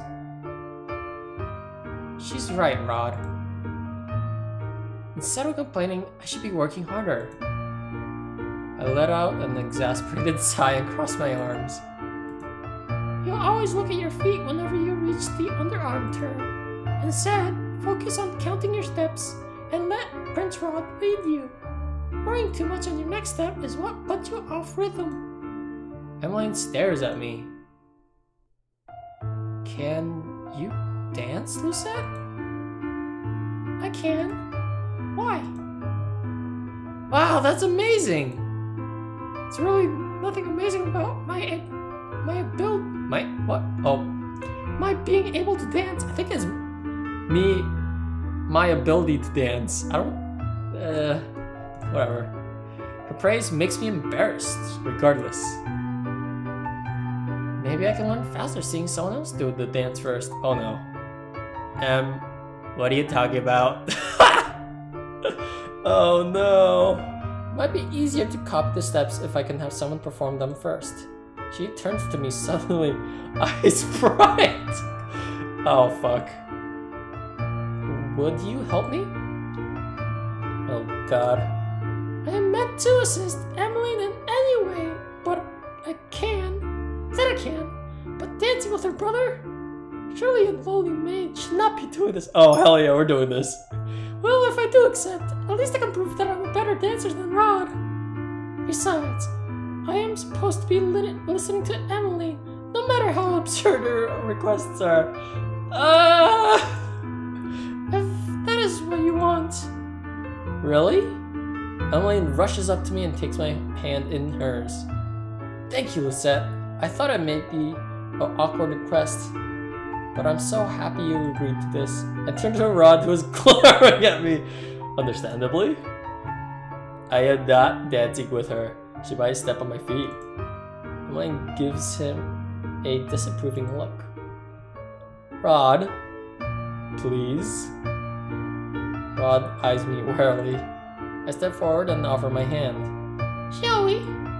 Rod scowls at me for a few moments before finally taking my hand. Aww, he's so weird looking, and Lucette is so confident. Damn, look at that stare. Put my hand on his shoulder and he places his hand on the small of my back. The small of my back? You mean the back of your waist? Rod looks at me but quickly averts his gaze. Is something wrong? I didn't think I would ever have to dance with you, is all. Neither did I. Rod looks at me again. This time he has an uncomfortable scowl on his face. He's not the only uncomfortable one here. We both start dancing and I mentally start counting the steps. It's been a long time since I last danced with anyone, but the steps come to me naturally. The dance is rather simple. While Rod and I move stiffly, I cannot help but notice his careful footwork. I realize that Rod really is a pretty decent dancer. Of course, I would never openly admit that. Come on.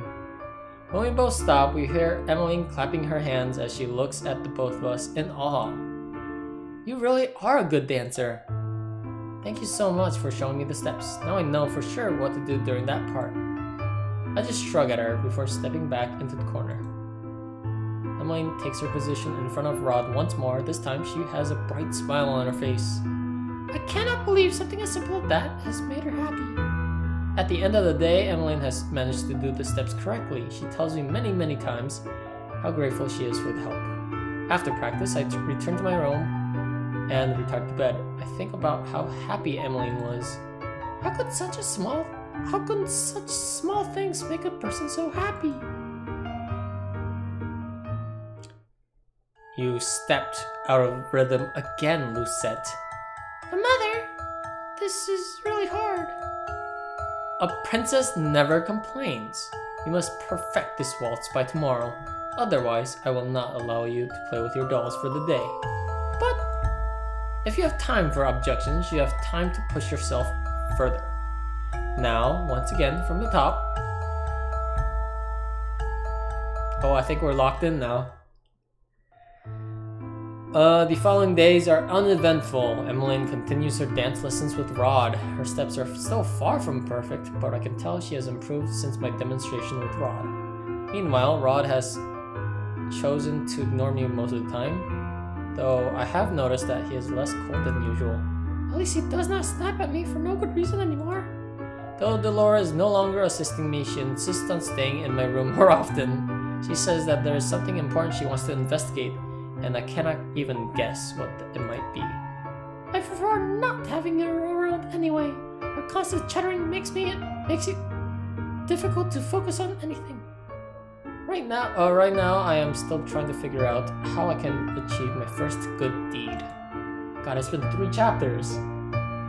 Almost 3 months. Oh wow, this chapter is a month, I guess. Passed since I was first cursed, but I have yet to complete my first good deed. These are my thoughts as I head back to my sleeping quarters after dinner that night. Emmeline excused me long ago, insisting that I go on to my own room before she went to hers. I'm walking down the hallway when I notice Rod heading down a familiar path. I follow after him. Are you going to the Martian? Oh! Rod jumps and turns around. The surprise on his face quickly fades into annoyance. Don't do that again! Edo, not today.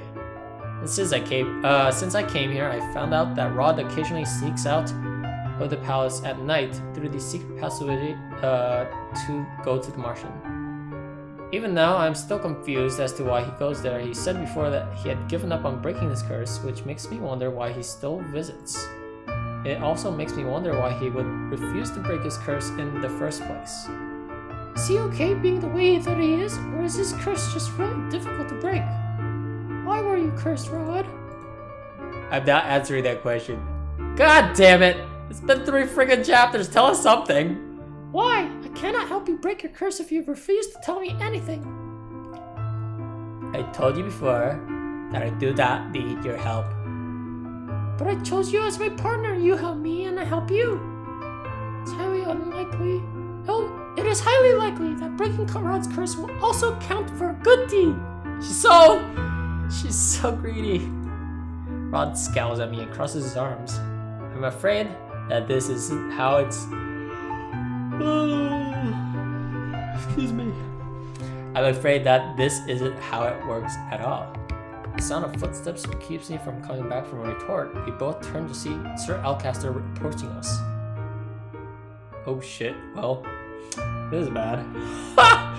Prince Rod, good evening. Good evening, Sir Alcaster. Sir Alcaster turns to me and raises an eyebrow. Shouldn't you be attending to Princess Emmeline? Rod sighs me with a look. He moves to stand in front of me, shielding me from Sir Alcaster's gaze. We're just about to go to her. Let's go, Lucette. Rod strides away and I quickly curtsy to Sir Alcaster before following after Rod. I can still feel Sir Alcaster's eyes on my back as I walk away. I try my best to suppress a shudder. Rod and I walk through the hallway in silence. What? We both stop in the tracks when we hear this chattering of silverware. I look around and realize that the sound has come from behind a set of doors that is slightly open. The dining hall? Oh no! That's Emmeline's voice.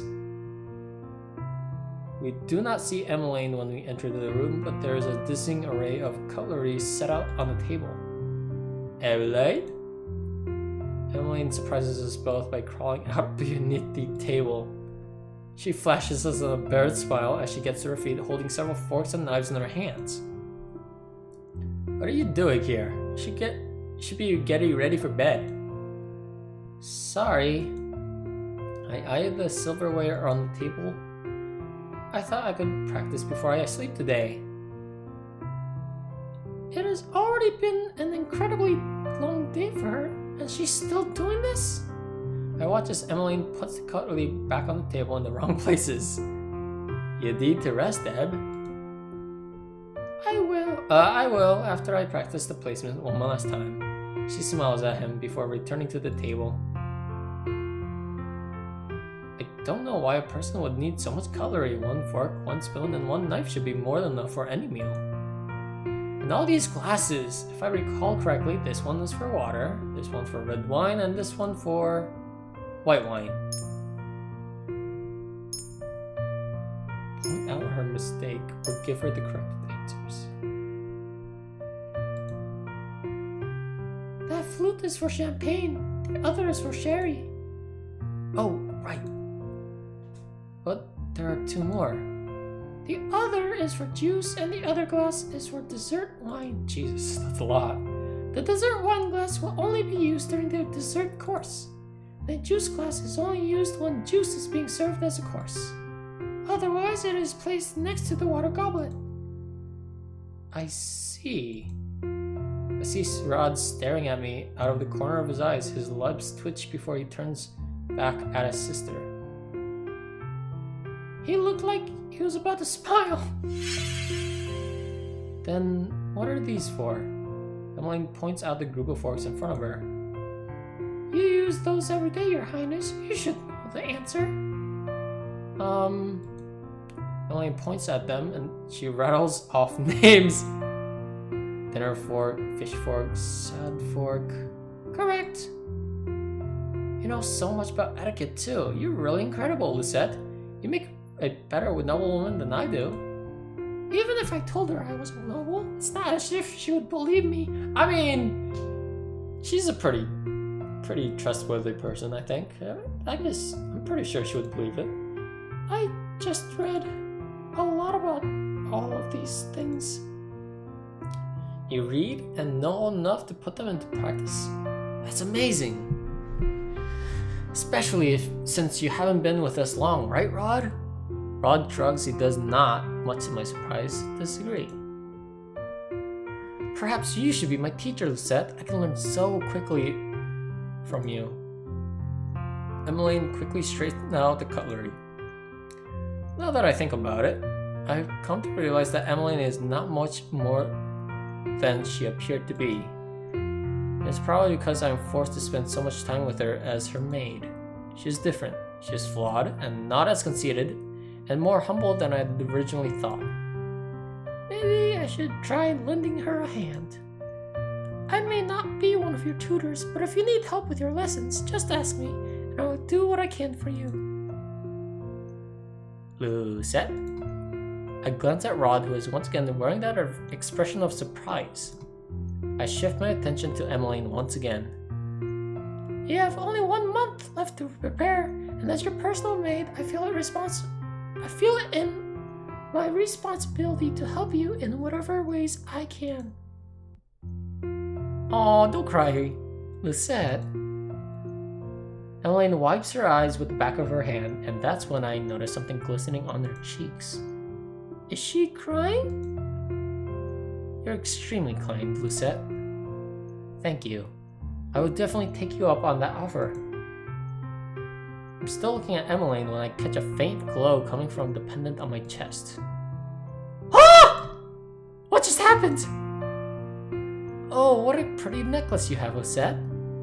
Thank you. Anyway, for now, I think that both of us would benefit from some sleep. After escorting Emmeline back to her room, I walk out into the hallway in a daze. What was that light? Oh! It seems like you've actually managed to obtain your first good deed. What? I did not know he was still here. I look down on my pendant, astonished at what I see. Hey, our first deed. A piece of the glass slipper. I gingerly touched the new piece that was hanging next to my existing glass slipper pendant. It's real! You're not too bad after all. Did he just compliment me? What? Rod turns away. Nothing. Damn it. He walks away, leaving me alone with my thoughts. Yay, Lucette! She's learning. She gave it a try. Good old try.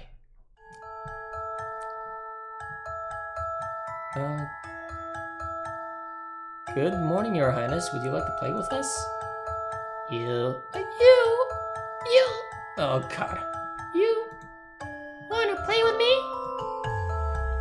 Yeah, let's come play with us. We'll have lots of fun. Well, please, just for a little while. Maybe I can. Lucette, what are you doing here in front of the gates? Mother! Good morning, Your Majesty. We're just wondering if the princess wants to come play with us. No, Princess Lucette does not want to play with you. But Mother, I do... Enough idle chatter, we must go. It is almost time for your dance lessons. But... Lucette, do not make me repeat myself. Yes, Mother. Poor Lucette. She's like brainwashed in an early age. It's still dawn when I wake up. As much as I want to continue sleeping, I have no choice to get up and prepare for the day.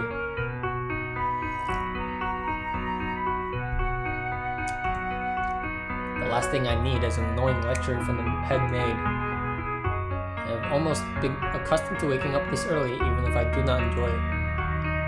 I know that feeling. As soon as my preparations are made, I begin to make my way toward Emmeline's room, should she wake early. I am about halfway there when I hear familiar voices. Standing far ahead of me are Sir Alcaster and Sir Mithros. Oh shit!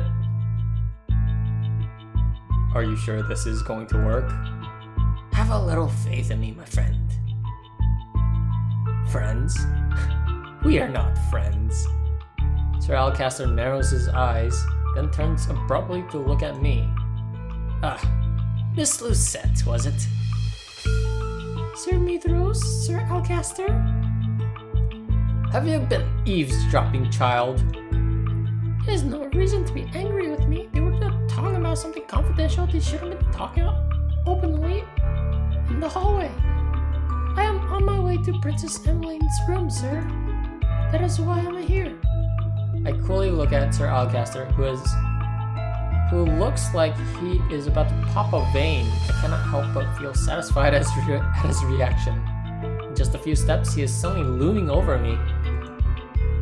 I have never seen Sir Alcaster so angry before. What is going on? Rod is now walking towards us with a scowl on his face. Sir Alcaster notices this and quickly steps back. There was just a little misunderstanding, Your Highness. Rod glances at me, his eyes narrowing. Great, I'm sure he's going to blame me for this too, even though I did nothing. Oh shit!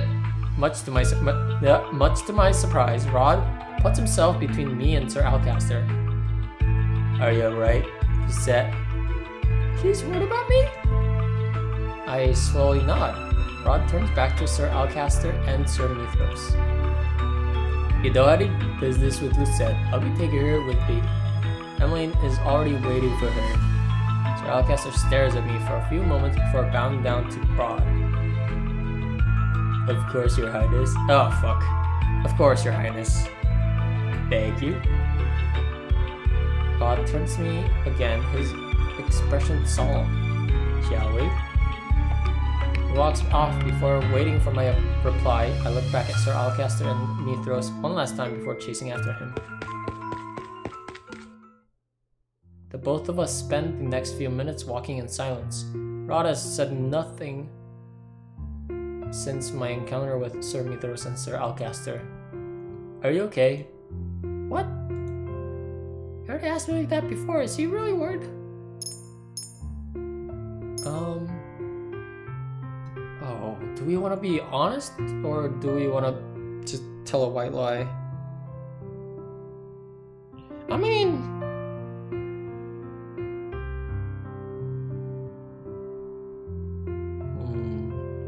time to save. I'm gonna say I'm fine. Surprised by the look on Rod's face at my response, his expression is soft, so unlike his usual scowl. Rod here is pretty worried about you, princess. Sebi. Ah, Sebi, I love you. Sebi chuckles. Sorry, Rod. Your thoughts ring so loudly in your mind that I can't help but say them out loud. this is not the first time Sebi has told me about what Rod is thinking. Rod reaches out and pinches Sebi's face, his scowl returning. Ow, ow, ow! I'm sorry, okay? But next time, try to not think too loudly. You said that Emmeline was waiting for me. I did not expect her to be up so early. Where is she? I lied. What? He lied to help me out of that situation? Why? Are you helping me? Because while you're here, you are my responsibility. I may loathe the role, but I will still uphold it. Besides, you don't need a reason to help someone in need. Help someone in need. I remember Parfait and Delora telling me before that being good often involves helping others who are in need. That other help you, I'll take my leave now. I have fencing lessons to attend to. Rod starts to walk off, but then stops and turns back to me. Don't get yourself into more trouble. I won't be there all the time to save you. I glare at him and cross my arms. I am not some damsel in distress, Your Highness. I do not need your help. Come on. Rod snorts before turning away from me and walking away. Later that day, I watched Emmeline finish her etiquette lessons. I can tell that her teacher is impressed by her progress. Emmeline is able to correctly name all the glasses and cutlery.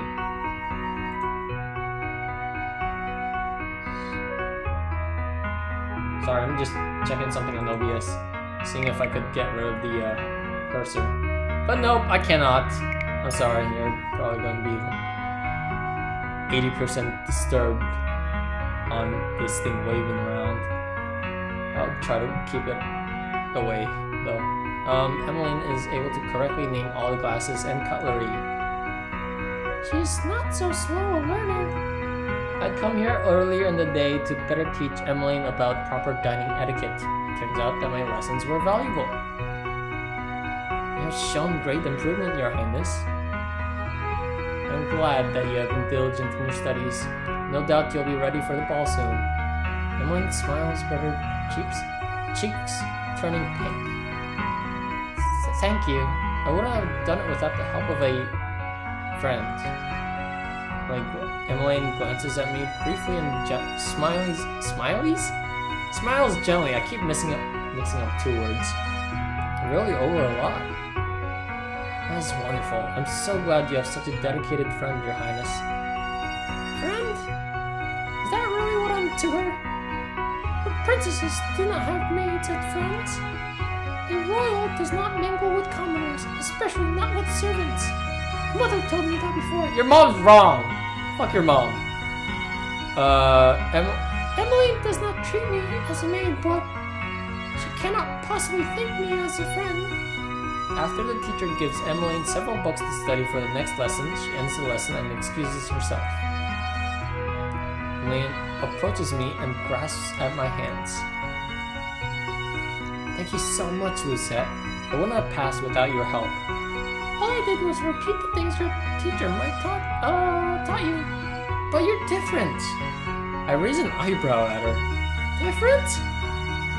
I tend to get nervous in my lessons. My teachers are strict and intimidating. I cave beneath the pressure. But with you, Well, I feel more comfortable around you. It's probably because we're almost the same age and your lessons feel more casual. So, I thank you. I'm very grateful to you. She looks down at the ground shyly. I hope it's alright that we're friends. I furrow my eyebrows at her. Why would you even want to be friends with a maid? You're supposed to be making friends with nobles, not the servants. Emmeline frowns and I can feel her deflate. She walks toward the window and sighs. I tried. They might not say anything, but I can feel them silently judging me. I wasn't born a princess, and I feel like that they judge everything I do. They think that I smile too much, that I'm not regal enough. They feel that I'm too clumsy or too cheerful. Well, Emily definitely does not act like a noble. I cannot say I blame the nobles for being skeptical of her. Being with them suffocates me. I do my best to act like a princess, but the way they all look at me, it's as if they are waiting for me to make a mistake. Then they'll all have an excuse to jeer at me. Every girl dreams of becoming a princess, and yet this is not my dream. I really just miss being a normal girl. I miss my freedom. I look at her, thoughtful. I think I can understand what Emmeline is feeling.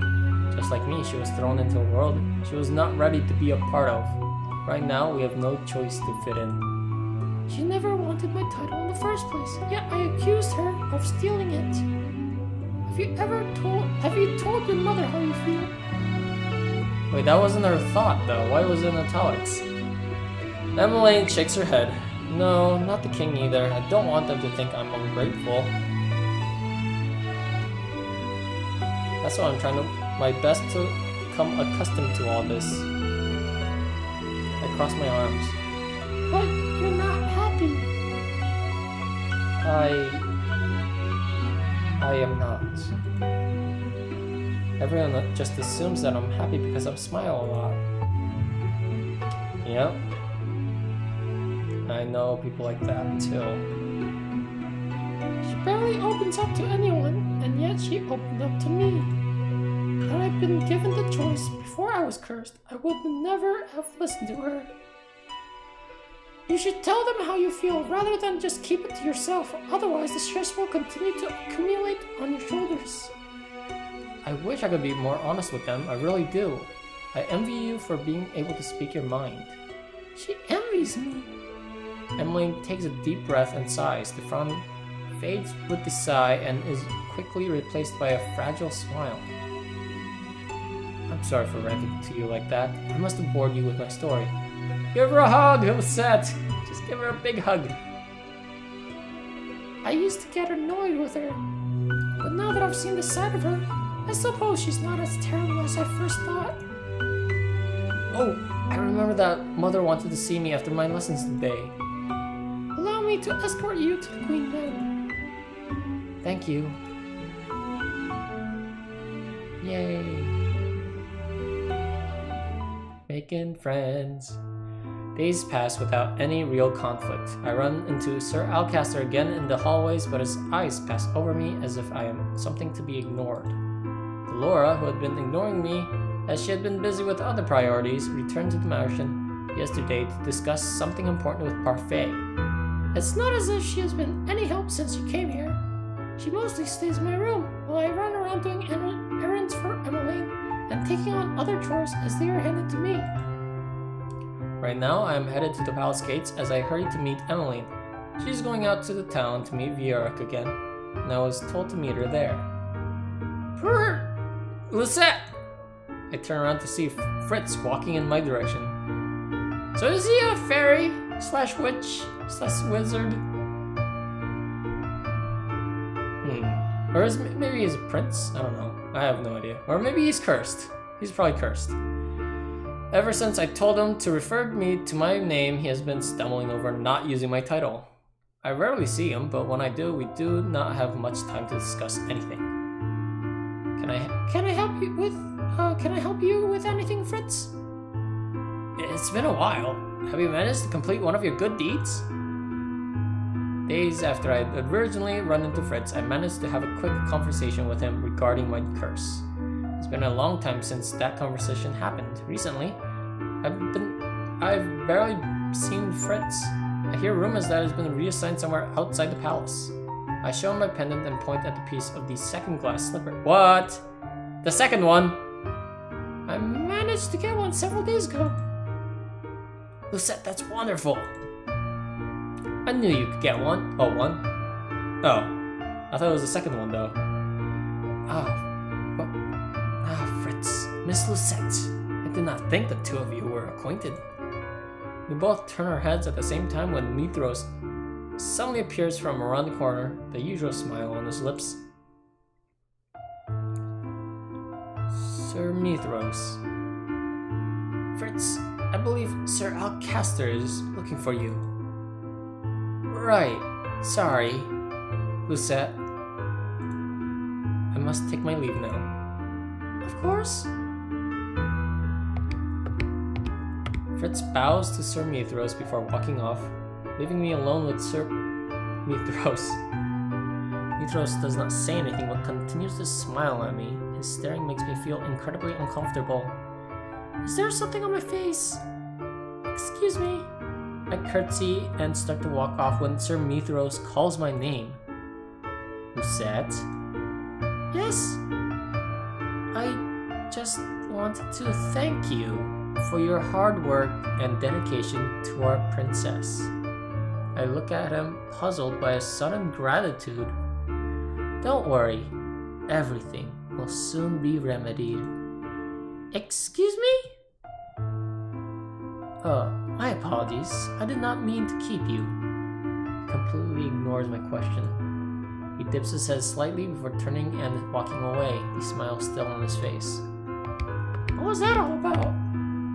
He knows! Rod and Emmeline are already waiting for me outside the carriage by the time I arrive at the palace gates. Rod has his arms crossed and looks at me irritably. His face is perpetually stuck in that skull, it seems. You're late. My apologies. You're so grumpy. You've been late many times before too, Rod. Rod just shrugs his shoulders as he turns and heads into the carriage. Emmeline sighs before looking at me. Shall we? Shall we? Of course! The three of us sit in silence as the carriage rolls towards the town. At night, the science to guard duty is sitting out in front with the driver watching for any disturbances. Emmeline glances forlornly out one window, while Rod silently looks out the other as he rests his chin on the palm of his hand. I notice Emmeline pausing to glance at Rod every now and then, looking restless. Finally, she breaks the silence. Are you still mad that time that I asked you to come along to visit Viorica? Could have declined the invitation, Rod. And if you'd only tell me what happened between the two of you, I would do my best to remedy this situation. Rod notices me looking at him and scowls. He turns his moody gaze to the window. I have nothing to say yet.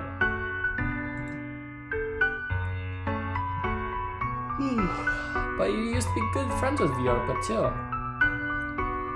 But then, ever since you were... Emmeline stops herself, but I know she's referring to his curse. After that day, you kept your curse from her. After that day, you've kept your distance from her. Then, when you found out about the wedding, you became even colder to her. Even Viorica is worried about you, Rod. She worries that she might have offended you somehow. Adelaide. There's a hint of warning in his tone. Is it possible that Viorica is related to Rod's curse considering the timing? Yes? Emmeline opens her mouth again to say something, but then suddenly stops and returns to the window, her expression mirroring Rod's own gloom. We're all silent until we arrive at the toy shop. Emmeline, good to see you again, and you too. Lucette, was it? I nodded in acknowledgement. Viorica nods politely at the knight who stands guard at the shop door. It's just the two of you today? Emmeline and I both turn around to see that Rod indeed vanished. Emmeline frowns, looking both bewildered and disappointed. He's right behind us. I will go look for him. Thank you, Lucette. Just as I expected, Rod is leaning against the wall of an alley just outside the toy shop.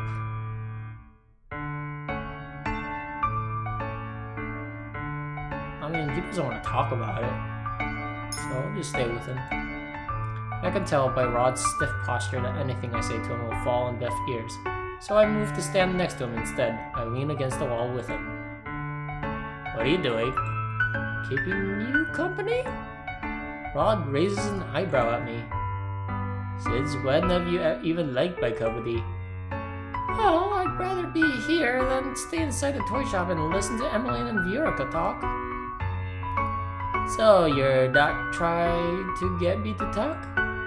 Well, it's not as if you'd answer any of my questions. I have tried to forcing you to talk, and I don't know how ineffective it is. But I will be here if you do want to talk.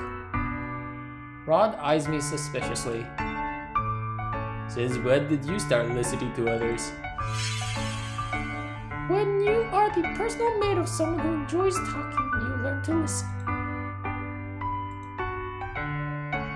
Evelyn has been happier these past few months. I hate to admit it, but it seems to be because of you. Are you actually praising me? Rod looks away, his cheeks tinted pink. Think whatever you like.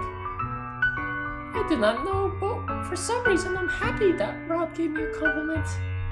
Compliment me, senpai! Princess Lucette! Rod and I turn to the sound of a familiar voice. Waltz pauses in front of us with a bright smile. It's nice to see you again, Princess. Waltz, what are you doing here? Well, I was about to deliver a letter to the prince, but I guess that won't be necessary anymore. A letter? Is Lady Parfait asking for me? Not just you, she wants to see the princess as well. Me? It has been a while since I last at the Martian. Is something wrong? They need to discuss something important with the princess. Come to the marshes tonight. Tonight? But we're already here, so why not now? Waltz's eyes shift to our carriage. You're here with Princess Emmeline, yes? You can't make her wait too long. What they need to discuss with you is complicated, and it will take some time to explain. Oh shit, the plot thickens! The toy shop door opens and Emmeline stands in the doorway as she says her goodbyes to Viorica. Remember, tonight. These are Waltz's last words before he slips back into the crowd. Oh, my throat hurts.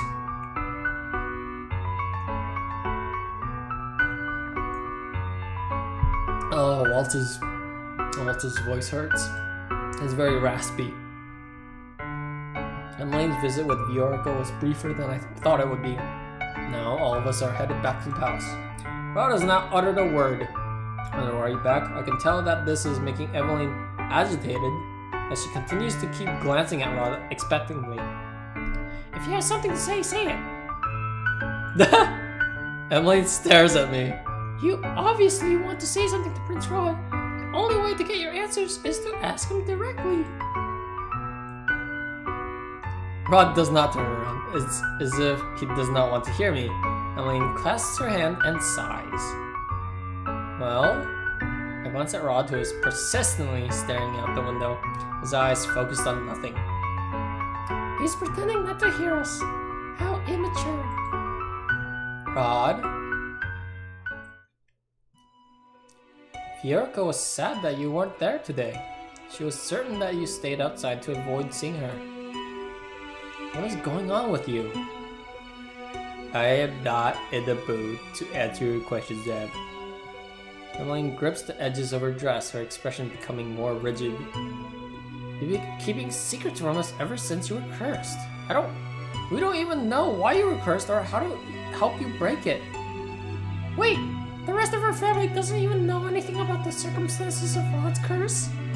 I thought they told him everything. But all they know is he's cursed? What the fuck? We're a family. We're supposed to help each other through problems. Emmeline's hands are shaking as she gazes at her brother. Eb. The carriage stops, and as soon as the servant opens the door, Emmeline quickly steps out and rushes back to the palace.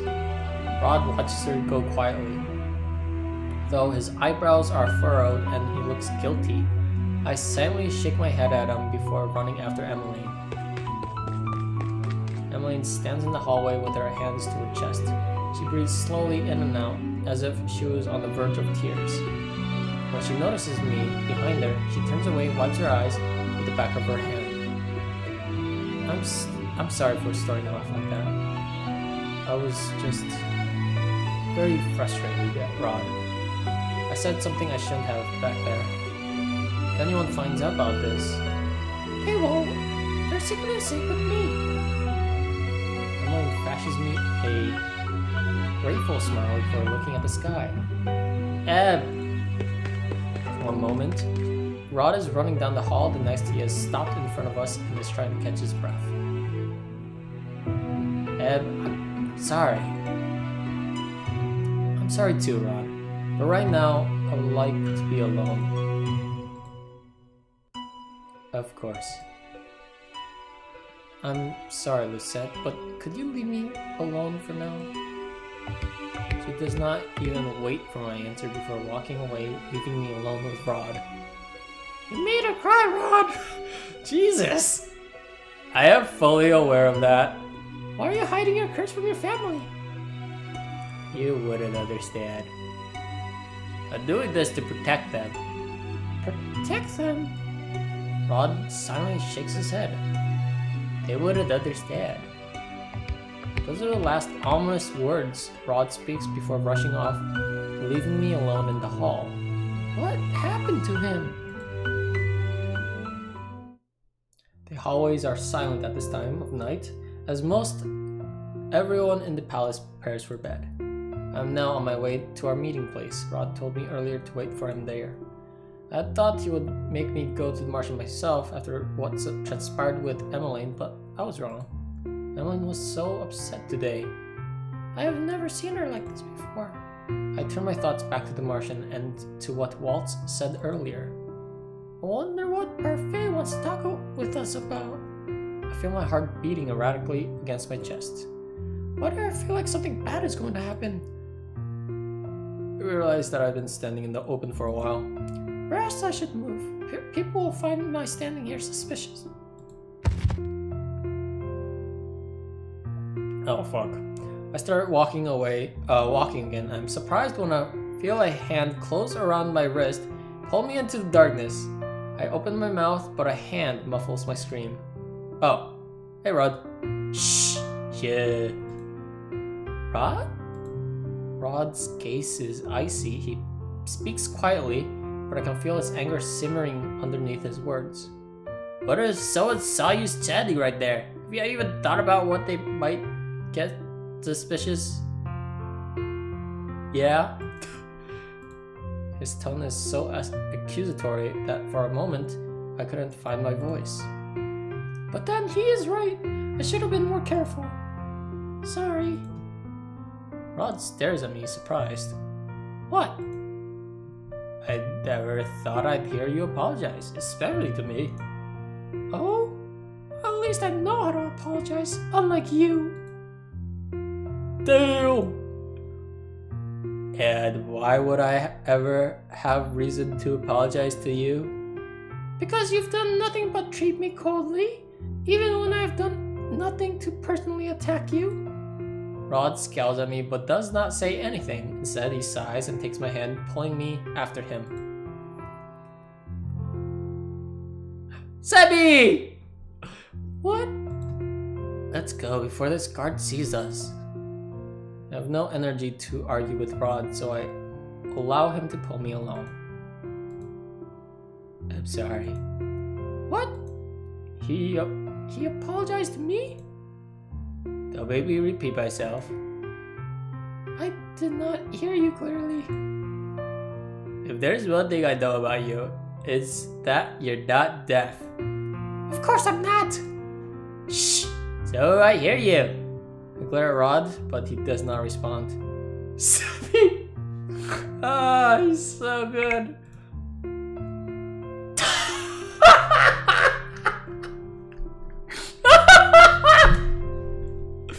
Oh, Sebby, I love you. Princess, your head is really warm. Rod freezes in place and glares at Sebby, who seems to be shrugging. Your thoughts are too loud, Rod. Through the dim lights, I can actually see a faint blush on Rod's cheeks. You are blushing. Oh, I am not. He lets go of my hand and starts to walk toward the secret passage, with me trailing behind them. We look around to make sure no one is in sight before we both slip inside. I follow closely behind Rod in silence. My eyes move upward to the little bunny plush hanging on the shoulder. Sebby, I've been wondering, have you ever talked with Rod's family as yourself? Rod suddenly stops and scowls over his shoulder at me. What? I'm asking Sebby, not you. No, I don't, Princess. Rod doesn't want me to talk to others since he thinks I might say something unnecessary. So much for that, you still speak, even when it is unnecessary. In the dim lighting of the tunnel, I think I can see a faint pink in Rod's cheeks, but it's probably a trick of the light. Rod is right. Sebby has blurted out his thoughts more than a number of times. What? You're not doing a very good job.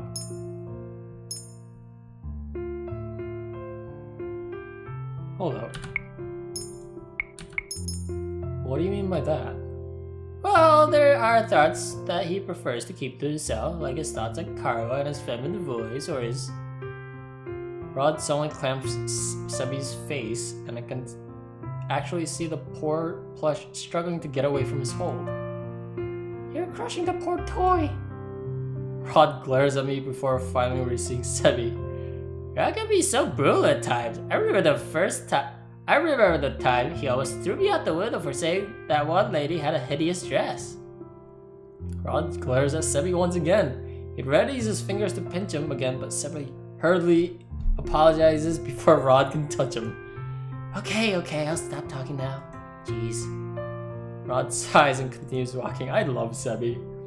Rod, have you ever spoken with Emmeline since that earlier incident? No. As much as I want to ask him again about his curse, I doubt he will divulge anything right now. I decided to keep my thoughts to myself as we head for the Martian. When we arrive at the Martian, Parfait and Delora are there to welcome us. The others, however, are nowhere to be sight. It's been a while, Princess. Thank you for bringing her here safely, Prince Rod. Where is everyone? Where is everyone? They're all resting in their rooms now. It wasn't necessary that they be here for what Delora and I want to discuss with you. I will be staying in the tavern then. Rod is about to head for the tavern when Delora stops him. You don't have to leave. Oh, you don't have to leave. What we're going to say involves you too, since you're staying at the palace as well. Rod looks at her curiously but asks no questions. Parfait and Delora gesture us to the settee where we all take our seats. This is something Rod and I must know because we're in the palace? I have a bad feeling about this. Before we start, I would like to congratulate you on your first good deed, Princess. Delora told me all about it, and I can see this extra piece on your necklace as well. Parfait smiles at me, her eyes filled with pride. Her faith in me rekindles the dwindling confidence I had. If only you'd seen how happy Delora was when she announced it to us. You didn't have to go into specifics, Parfait. Oh, are you embarrassed, Delora? She smiles as Delora teasingly before turning back to me. Anyway, I know you can do it, Princess. Only 2 more to go and you can break the curse. Yeah, keep up the good work, Princess. And you too, Rod. So, what is it you want to discuss with us? I conducted a little investigation while I was with Lizette in the palace. I found out something important. Something important? I discovered that there is a witch in the palace. Well, no shit. A witch in the palace. I felt a tinge of magic when I was there. It was faint, but definitely... Oh. I felt a tinge of magic while I was there. It was faint, but definitely there. I don't remember feeling it before when I was there as your doll, Princess. It seems that a witch is using a glamour to hide himself or herself from us. A glamour is a magic that only very experienced witches can cast, which means the witch we are dealing with is no ordinary witch. They have the potential to be very powerful. But what would a witch be doing in the palace in the first place? This witch could be after the king, but what? Parfait and Delora glance at each other, looking conflicted. It is Parfait who faces me first, her expression grave. I'm afraid there's some other possibility we must make you aware of, Princess. And in order for us to explain it, we must give you the truth. Oh shit. What is happening? No!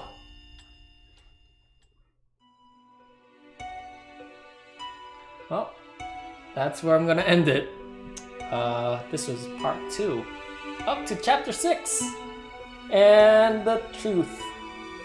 I'm gonna save this twice. Actually, no. Let's save it here. Alright, yeah. I'm gonna end here. It's a probably good ending. Way to end on a cliffhanger rather than just a random chapter. Yeah, that was a lot of fun. We learned a lot. In terms of Lucette, the main character learning to become a better person, or just a nicer person in general, and learned more about the princess Emmeline. Learned a little bit about Rod and his curse.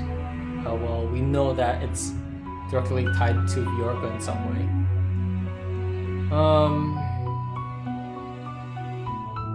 Let's see.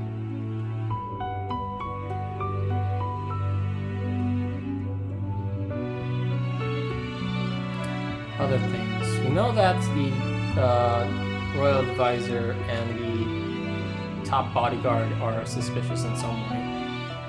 Probably evil. I'm pretty sure the advisor is a witch. I don't know why they call him a witch. He should be a wizard, unless he's masquerading as a man. Then a witch. Other things. Yeah, this is a lot of fun. This is a lot of fun for me to just get away from all the seriousness and really explore this world. Like, God, background drawings are really good. Like, it's never a bore to look at them. And like, for example, in the toy shop, the roses in the vase look really pretty, like well drawn out. So yeah, we're gonna stop here, and I'll continue this off at a later date, and hopefully you will join me in that later date. Hope you have a good one, and I'll see you later. Bye.